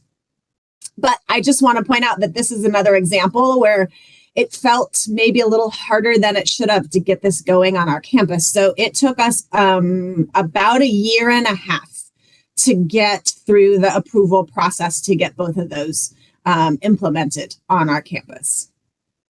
I have to include on our successes our Student Sustainability Collective. So it's always been an active group, but with the COVID pandemic, it felt hard to keep students engaged. It's not as fun over Zoom. So we weren't able to meet up for things like beach cleanups even at first, and having workshops and things like that wasn't doable. And so we lost some of our momentum. But this semester, it really feels like we've gotten that momentum back, plus some. We have an amazingly active group of students who don't even really want to have club meetings. They just want to do stuff every meeting, not just talk about it, which is amazing. So almost every week we have some kind of activity or workshop or cleanup or something scheduled with the students. And they've really helped to pick up the energy on campus around sustainability and help to educate their fellow students, I think, as well. And then one last thing that we've been working on recently that I'm pretty excited about is our campus urban forest inventory. So we got a tiny pot of money through the California Clean Air Commission, California Clean Air Day, and they helped us to start inventorying every tree on campus. So we are identifying them, measuring them, tagging them, and then recording all of these data into a database that we're also recording their GPS location so that those data can be used by our facilities and grounds folks to help manage our urban forest, but also by our students for lots of different projects. So for example, the GIS mapping class is going to do some mapping with tree species and tree height and that sort of thing. Our environmental science classes are going to use those tree data to look at sort of our urban forest ecosystems. And so it's a really kind of cool cross-disciplinary project that we're getting going on campus that I'm excited about. So I think that's pretty much it in terms of my information about what we're doing on campus, but I would love to have any input or suggestions or thoughts from you all as well. I can go ahead and chime in with some questions that we got in the chat. We had a question, have you considered putting a volunteer program in place? Yes, so I'm assuming that is in reference to the recycling stuff. I think so. Okay, yeah, Yes. so we have done that off and on. We have had students who have been willing to collect the recyclables, and we've used it as a fundraising effort in many cases. So we've done it as a fundraiser for our club, and in fact, the students who are traveling to Belize next summer are using it as a fundraiser for that. But as I mentioned, it's just not consistent. And so in terms of implementing something campus-wide, I think we really need to institutionalize it. We can't rely on volunteer labor, because then if that labor isn't available, then, you know, where does the recycling go? It builds up and it's messy, and then it creates more work for our facilities folks. And so while we love our volunteers and we're happy that they're there doing it, I don't feel like it's the ultimate solution. That kind of leads into the next question, which is how important has student interest and student support been in helping bring administration on board? That is a great point. So the successes that we have had have been almost entirely student driven. And it is those students who are unafraid of approaching administration that have helped us to make that progress. So it's hard as a student, like as a faculty member, I feel intimidated when I have to have a meeting with an administrator. And so as a student, it's that much more difficult. And so I admire the students who have pushed forward with some of these things so much, but we have had a handful of students who have just figured out how to get the right administrator on board. Like that's how we got the garden in place initially. There was a student who just kept pushing. He was told no 3 or 4 times. And then finally, after a couple of years and a series of administrators, he was finally told yes. And so, it also shows that sometimes you just need persistence to push through. But I think that it's true. Administration very much does listen to the student voice more than the faculty voice. And so maybe that's part of what we need to do is capitalize on that and help our students feel comfortable talking with administration and give them ways to do it. Definitely, but I'm sure that being there for only 2 years and like you mentioned, having a transient community doesn't help. Tracy wanted to know, do you use iNaturalist to log all your trees for the project, the campus urban forest inventory? And also, do you consider native trees to provide more food for the wildlife? So we have, I use iNaturalist for my classes. We have not been using it for that particular project, just because we're trying to create a very specific database and there's a lot of steps already involved with that. In the past, our campus has not been particularly focused on planting natives, but there has been a handful of faculty who have been encouraging that recently, and they've done a really good job of every time they've sort of overhauled an area of the campus landscaping, they're working on at least implementing low water use plants, not always natives. We're trying to sort of push people a little bit more towards the actual natives, like you said, for the wildlife. But one project that the committee did last year, there was a faculty member who had an awesome suggestion. She suggested that we plant plants that had cultural significance to various groups that were represented by our students on campus. So maybe, plants that had been used medicinally, or plants that had been used ceremonially, or that plants that were used in traditional foods, and then put signage near those plants that talked about those uses, those cultural uses. So we did get the plants in place. We're still working towards finding some funding for the signage, so that we're hoping those signs should be up in the next semester or so. That's great to hear. Another question is, can you speak about your composting, if any, that you might have in place on the community garden? I can speak about what used to be there. So unfortunately, I'm no longer involved with that space. That space has now been designated as a research/greenhouse facility. And it's used only for the botany students and a handful of the biology majors and things like that. When I was involved in managing the space, we had a fairly active composting program as much as we could. We composted everything that came from that space. We used student volunteers extensively for that composting program.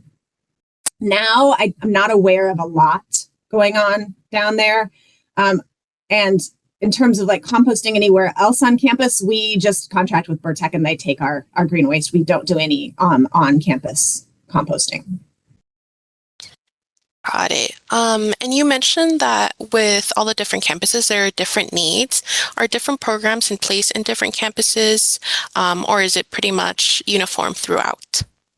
Yeah, it's interesting because our campuses really are very different. So, for example, Norco has a lot of space. They have a lot of land, and it's much more rural. And they're actually quite a bit ahead of RCC, I think, in terms of sustainability. And so we do have different programs in place. During the formation of our sustainability and climate action plan, the different campuses identified slightly different impact areas that were important to them. And so our SCAPs will all be just a little bit different. Now there's this sort of unifying umbrella of the district working towards some of the efforts like the solar. But again, even the solar planning process was different on the different campuses because we have such limited space at RCC versus Norco or Moreno Valley that could use a lot of the ground mount solar and things like that. Yeah, I definitely remember how tight parking gets at RCC. One of our last questions, if nobody else has a question, is referring to the Buy Nothing group and to the AA and the AS in sustainability. Have you seen a lot of movement in those? Do you have specific numbers as to how many students are involved or how many community members are involved? I do not have those numbers yet. So like I said, the AA and the AS just came on board this semester. So we're still just trying to get the word out to students that they exist. We had a workshop this fall to let students know that it exists. I know of 2 students who have officially declared the major, but they don't tell me, from the counseling side of things. I just happen to know those students who have done it. And the Buy Nothing group kicked off last week. So again, I don't really have a lot of information about use, just from like sort of casual looking at the Discord server, when we made the announcement, we did sort of have a flurry of activity. It does seem like people are interested and are joining, but we'll have to wait and see how that sort of builds as we get the word out more. Well, that's very exciting. And it's really great to hear how community-based everything is. I want to thank you again for joining us today. And I think now we can go ahead and transition into our last presentation of the day. We're going to have our volunteer coordinator, George, join us, and he will introduce our next segment.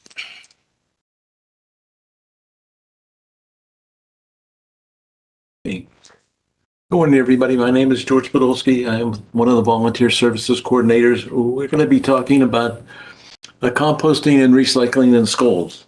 Okay, let me share my screen with you.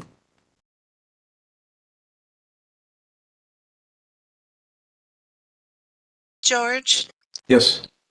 George, I just want to do a little brief introduction for you so that everybody has a little bit more background on who you are and where you came from. So George is one of our service coordinators, and he's worked and his work background is as a manager at General Telephone and Verizon, along with a variety of other managerial positions in retail, plumbing products, and Home Depot. George came to the department in 2000, and he started as a volunteer for the department as a master composter. And since then, I think it was 2004, he started stepping into the role as a volunteer service coordinator, and has been a vital resource to help build the volunteer program, as well as refine the backyard composting and vermicomposting outreach programs. He's done that by managing, he also does that, does managing our organic material, some of the organic materials we generate on site, and is using those in the, so you can see who's talking. He uses those materials in our composting demonstration area, and also to feed some of the worms that we propagate for the vermicomposting class. So today he's going to talk about, well, let me go back. We're very thankful of George's talents and his drive to build this program as we go along each year, making it bigger and better for everybody, and accommodating and the program to get through the COVID period. It's been a challenge, but we're also seeing a little bit more growth and participation. We did all of our classes virtually and still had continued participation throughout the COVID period. And if the current request for us to do presentations is an idea of a measure of seeing how the community is waking up, we're in for a busy 2023 year. So today, George is going to talk about some of the details that a teacher or school might experience if they were thinking about including composting in their school garden, or using the volunteer mentor program for composting at the school gardens. Here you go, George. Thank you for the introduction, Janet. Okay. If you are considering using composting for your school resources, for helping with some of the food waste in the schools, and just in your garden, if you have a garden, using the material that's at the end of the season for the garden to compost, there's a lot of things to consider. Okay? Number one, you're going to have to find a location that is suitable to do the composting. A lot of campuses do not have it. There was one school that I visited recently where all they had enough area, like about a 5x5 area, which was not suitable for them to do composting, but they could grow a garden there, and they were doing a fantastic job with it. They happened to use a wheelbarrow and a couple other things to grow their plants in, which was fantastic. Now, we discussed with them about composting, and they were looking at different ways they were doing it. But some of the things we've learned over the years from helping other schools in their composting programs. There's a lot of things to consider. Do you have the spaces necessary? Like I said, if you do, the great. If you don't, why not consider vermicomposting? Vermicomposting is where we use worms to do, basically eat the fruits and vegetable scraps that are left over. A lot of them can utilize the fruit, can use some of the fruits and vegetable scraps that do come out of the cafeteria. You can't use all of them because most of them produce quite a bit. You would have to have quite a few bins, but for one or two in different classrooms, that would help produce some of the what we call castings, which is a great soil amendment. For composting bins, if they were interested in putting composting bins in, again, it would depend on how much room you have. In using food waste out of the cafeteria, we found that a lot of that food waste is very wet. So in order to get the proper mixture that you would need between the two, because you do need two types of ingredients to compost, regular compost with. You need a brown material, which are items that are high in carbon. They're very slow to break down. Then you need items that are high in nitrogen, which are quick, they're fresh and new, and they're very quick to break down.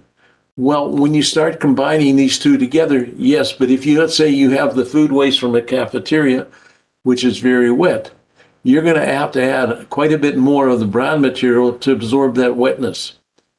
Okay, so that's another thing to look at. If you're considering, again, considering a location, one of the things we found with some of the schools we've worked with is they didn't look at the proper location. The next thing they knew, we were getting complaints about, well, wait a minute, my bin's getting flooded. Well, they put it close to where there's a sprinkler system that was completely flooding the bins. That created an odor and it created a problem. Another thing that happened with a couple of the schools is they happened to put too much of a food waste into it. And if you do that, either one of those, you're going to have odors that are very objectionable to everybody around, the students as well as the faculty. So these are things you have to consider.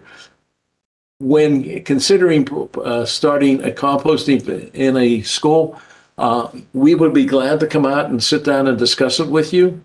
Look at what you have. Look at what you have. Make suggestions on where we can place it, what can be used, what can't be used. We'll be glad to do presentations on composting and vermicomposting. All of this is what we've offered in the past. We still offer to everybody that wants to take advantage of it. As far as presentations, if you would just like us to come out and do a presentation to your students on either composting or vermicomposting, you can do that through our process of scheduling a speaker. We would be glad to, like I said, Janet said, next year we're getting very busy. Now's the time. If you're considering having us come to your school to do any of those things, now is the time to start putting in those requests, because we've got a busy year schedule already slated for next year. Not only are we teaching the composting and vermicomposting to schools, we also have a master composter certification class that we're doing, and we're having to have 3 classes scheduled for next year, which will be quite interesting. As you can see from the slide here, this was Blanca was helping. We were at a school helping it get set up. Jana had said earlier, Blanca is one of our volunteers, was very active in helping to get this school set up. She mentored the school. She was out there about once a week or every other week, looking at what they were doing, making sure that they were doing it right. If not, she went into an explanation as to what they had done wrong and how to correct it. So we do have that expertise available. Again, here she was giving a presentation to the school. Yeah, we were both working with that. And it's very interesting when you do get involved with it, how much more we see, more the schools become more productive with it. The students are very willing to learn. They want to find out what's going on. In fact, one of the things we love the most is when we go out to a school, especially with vermicomposting, and we do a presentation on it, the students want to hold a worm and they love to work with the worms. and we do show them how to handle them and how to do that and how to harvest the bin, how to maintain it, how to feed them. So there's a lot of things that we can offer you in your composting programs at your schools.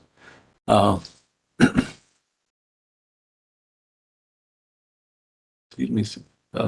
So if you are interested, again, you can go and schedule a speaker, and we'll be glad to come out and do it. Our program has been set up. We've been actively. By the way, we happen to have the longest sustaining composting program in the state of California. Our program is almost 30 years old. We've been doing that outreach through our volunteers throughout the years. We have had quite a few volunteers that have taken us to great heights, and we've had people that we love having all our volunteers. They do a great job. So if you are interested in having a mentor for your school garden, again, do put a request in. We will set you up with a volunteer that will be able to come out. It'll be someone in the area. They will not come out every week. They may come out maybe at the first, they may come out 1 or 2 weeks in a row, but after that, about once every 3 to 4 weeks, they will come out and look at what you're doing and showing you how to do things correctly. Okay. Are there any questions at this time on any of the projects, on any of the things I've said? Mike. Well, George, I have a question. So when you have a volunteer mentor for composting, and the composting is getting to the point where it's about finished, would the mentor be able to show the students how to use the compost in their garden? Would they maybe be there for like a hands-on demonstration for that, and how to use the compost and let them see how it would benefit the garden? Thank you for that question. Yes, in fact, throughout the whole process, the mentor is there. They're not only there to talk to them, but they also demonstrate how to build the pile, how to maintain it, and at the end, when it's time to harvest it, they're going to show the students how to harvest it. The best place to put it is as a mulch, or is actually incorporated in the soil, so that you get the most nutrients out of it and do the most for the plants. We've done that for years with the schools we've mentored, and it's worked out successfully. So through the department program where we would donate a compost bin or a worm bin to a school, do you kind of help the teacher decide whether they should get, I know they can start with 1 bin per year. Would you be the one that would help the teacher decide whether they should get a vermicomposting bin or composting bin, depending on where the resources are for whether they have what stage their school garden is? Do you work with the teacher to find out what the best option would be for them?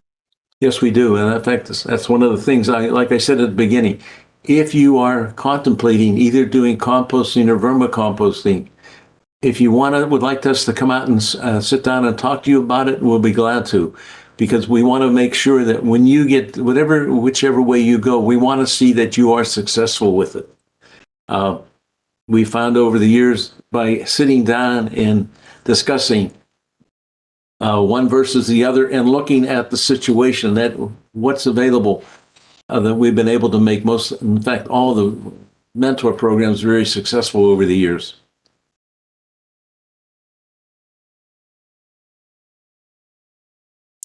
Okay. Any other questions?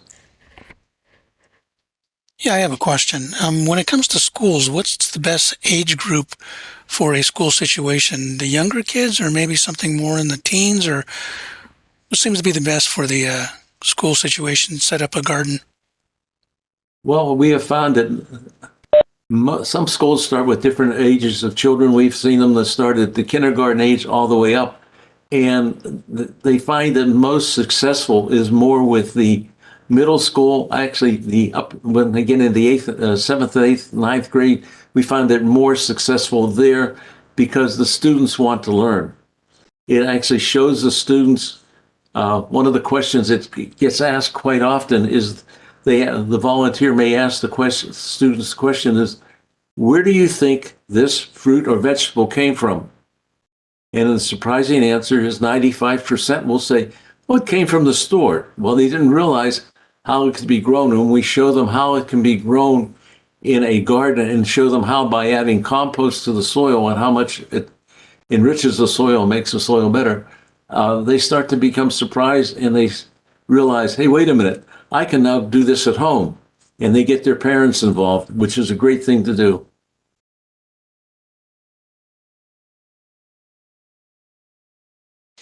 George, have you had any issues with school gardens that have implemented a composting program? Anything like that? So are there any barriers for a school that would want to incorporate composting into their school garden? Well, the only issues, there's no barriers that I can see. The only issue we have had is when the volunteer is out there as to help with the composting, we ask that the teachers just utilize them for that function. We don't, they are not there to help with the actual classroom activity. They're there to show them about composting or vermicomposting to make sure that everybody understands it and can do their portion of it.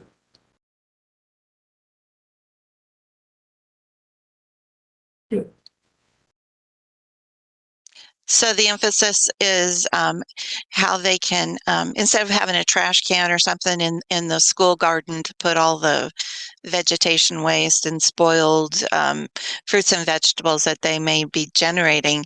So the idea is to teach them that all of that organic material is more of a resource for the garden, that they can kind of close the loop and keep that material in there with a little effort. I guess the students are going to have to put a little effort into making their compost. Correct. We do show them that. We show them, we do take time to show them the ingredients that go into a compost pile, into a vermicomposting bin. In a compost pile, like I said, there's the two types of materials, the brown material, which is a carbon source, the green material. We do show them the difference between the two of them.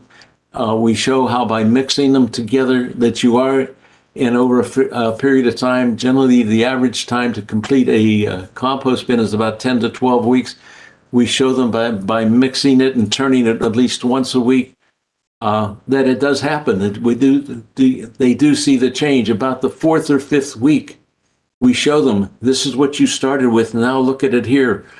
It's almost as complete as it's going to be. Yes, it's going to take another about 6 to 8 weeks for it to completely finish breaking down to where it is that fresh, earthy smell of humus that's so important to the garden, and it does enrich the garden.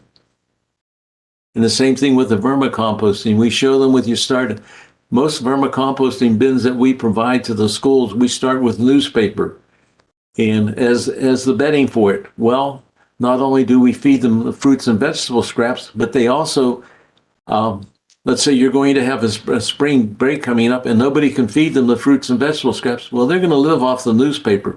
And we show them as they eat that, all of that turns into a vital, very good product. Like I said, the castings, which are great for the garden. In fact, very little, they're used so sparingly.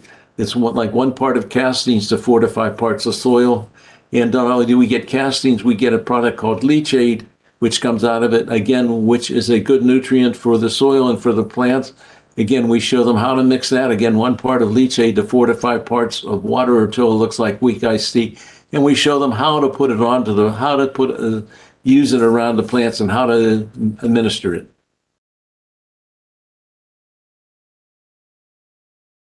So could a classroom maybe that just wants to have a vermicomposting bin to compost some of their food waste in the classroom, they could write a letter and ask that a compost bin be donated to for use in their classroom through this program, I believe. Would that be useful for class? Yes, it would. In fact, a lot of the teachers that have done that have really enjoyed it. In fact, we do recommend that you do write a letter. It does have to come over should come over the school stationery if possible, and it should be signed by the principal of the school, stating that you are going to have a sustainable program going there. Yes, and do that. And then again, if you do want a presentation, you will get one. What we do when we bring out a worm bin to a school, it is complete. It's ready to go. And it has basically, we have the worms that come with it. Everything comes with it. What we do is when we take it into the classroom, we will prepare 90% of it. We'll have a lot of the newspaper in the bottom. We'll show the students how to actually tear the newspaper into strips, how to soak it, how to wring it out and fluff it up and put it in there. We'll show them how to build what we call a newspaper blanket. This goes on top of the bin to actually protect it from additional sunlight, because worms don't like light and they don't do it. And again, it's a backup food source in case they don't get fed. They can eat that newspaper blanket, which they will do. We show them everything that's involved, how to take care of them. We show them how to harvest a bin, how to actually separate the worms from the castings, and how to look for the most important thing that they have in there is the cocoons, because this is what helps sustain the bin. This is the baby. In each cocoon, we tell them that there's anywhere from 3 to 5 babies in there, and that each worm will produce 2 a day. And I always ask a very important question. Another thing we tell them is that worms will eat half their body weight a day in food. And we ask the students, how many think they can do that? And I'm always surprised how many raise their hand and say, yes, I can do that. And we ask them, well, okay, how much do you weigh? And when we ask them how much food they can eat, well, they can't eat that much. But it's good to see that. And they do like seeing the cocoons and seeing the worms. So it's a very interesting program. This is one where Mike and this was in one of the schools we were at recently. We were doing a presentation for the school, and actually that was the bin we were going to, one of the bin we provided them with.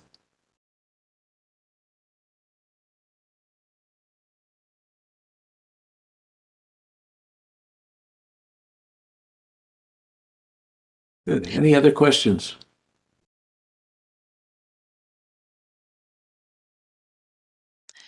Well, those are some great pictures, and I know that we get requests from all ages of schools throughout Riverside County, elementary, middle school, and high school. We've had some great presentations from college classes today. I'm wondering if maybe we'll get a couple of requests from some of the local colleges. I think it'd be kind of a fun thing for them to do. And I know RCC has a garden. And our garden, UCR has our garden. So hopefully we can get maybe a little bit more interest from some of those organizations that might want some assistance in having a bin donated to their programs, so they can implement some composting on site in their gardens. We've also had interest in our master composter program from UCR and a couple other places to come out and actually teach the students to become master composters. This is a 4-week class. It's over a month-long period or a month-and-a-half period, which we do come out and we do show them how to actually prepare. Actually, they build a compost pile. They work it through for the 3 or 4 weeks that we can do it. And they get to see a little bit about it. And it is very interesting at the end of the results of it and how much they've learned about it.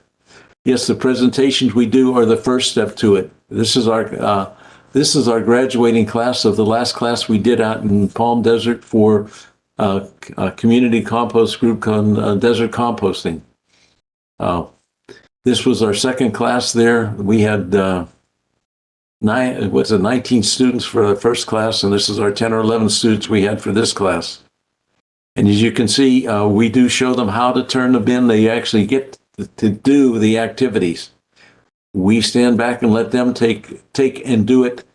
And we do give them instructions on how to do it. We want to make sure that they're doing it the safest way possible. We didn't. And this is something that with schools that are doing composting, you have to realize that whoever the instructor is that's in charge of it must be in charge of it. They have to show the children the proper way to use the tools and equipment that they're going to be using.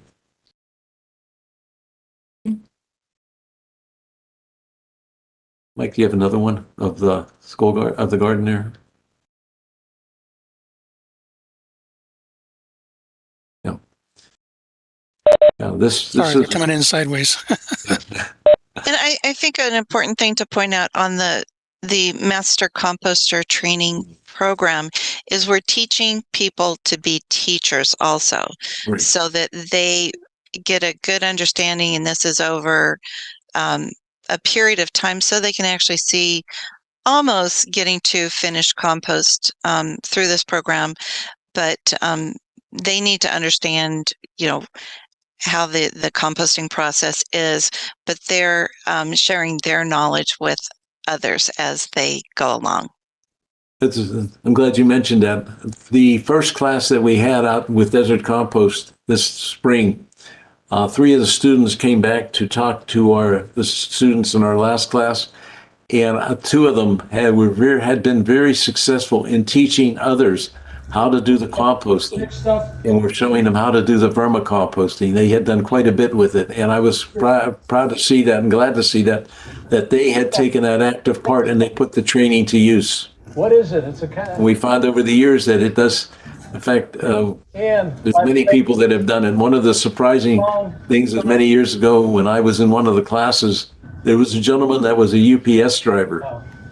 And we never often wondered what happened to him. And people would come to the office and say, well, so-and-so from UPS happened to drop by and told me all about this composting and told me how to do it. We're glad to see that happening. So that's part of what our program does teach to the community. And it's a lot of outreach for it. Thank you, Janet. Mike. Thank you, everybody. Well, George, thank you for making this presentation today. And I just have to compliment you on your creative reuse of some materials. I see some cardboard there and some old plastic bags and things like that to help hold some of the moisture into those compost piles. That's always seems to be an issue. Well, where's the cover? And it's nice to know that there's such simple materials that could be used to cover those piles. Oh, Mike, you've got a great screen right there. I'm going to turn it back over to you. Yeah.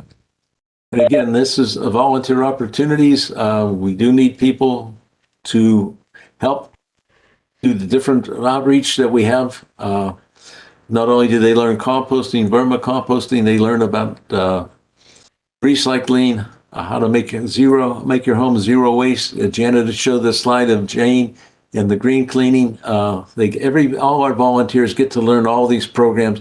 And if they want to become a speaker for it, they can. If they don't want to, they're welcome to work in the background to assist with helping set up these things, help as a mentor and different things throughout it. So we have a wide variety of activities that our volunteers can do.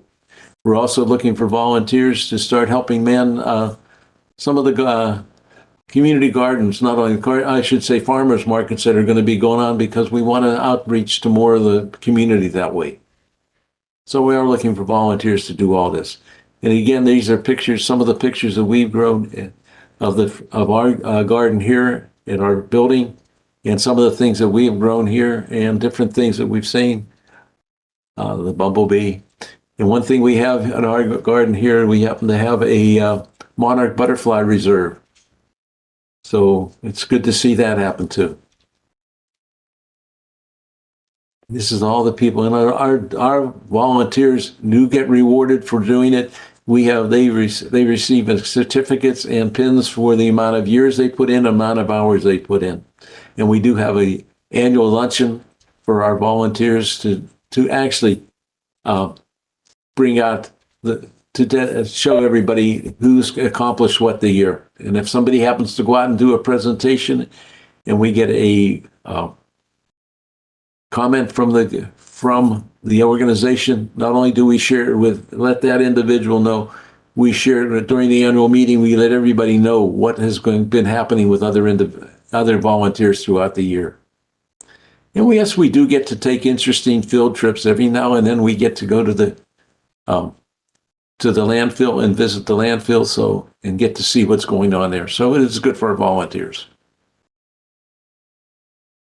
Thank you.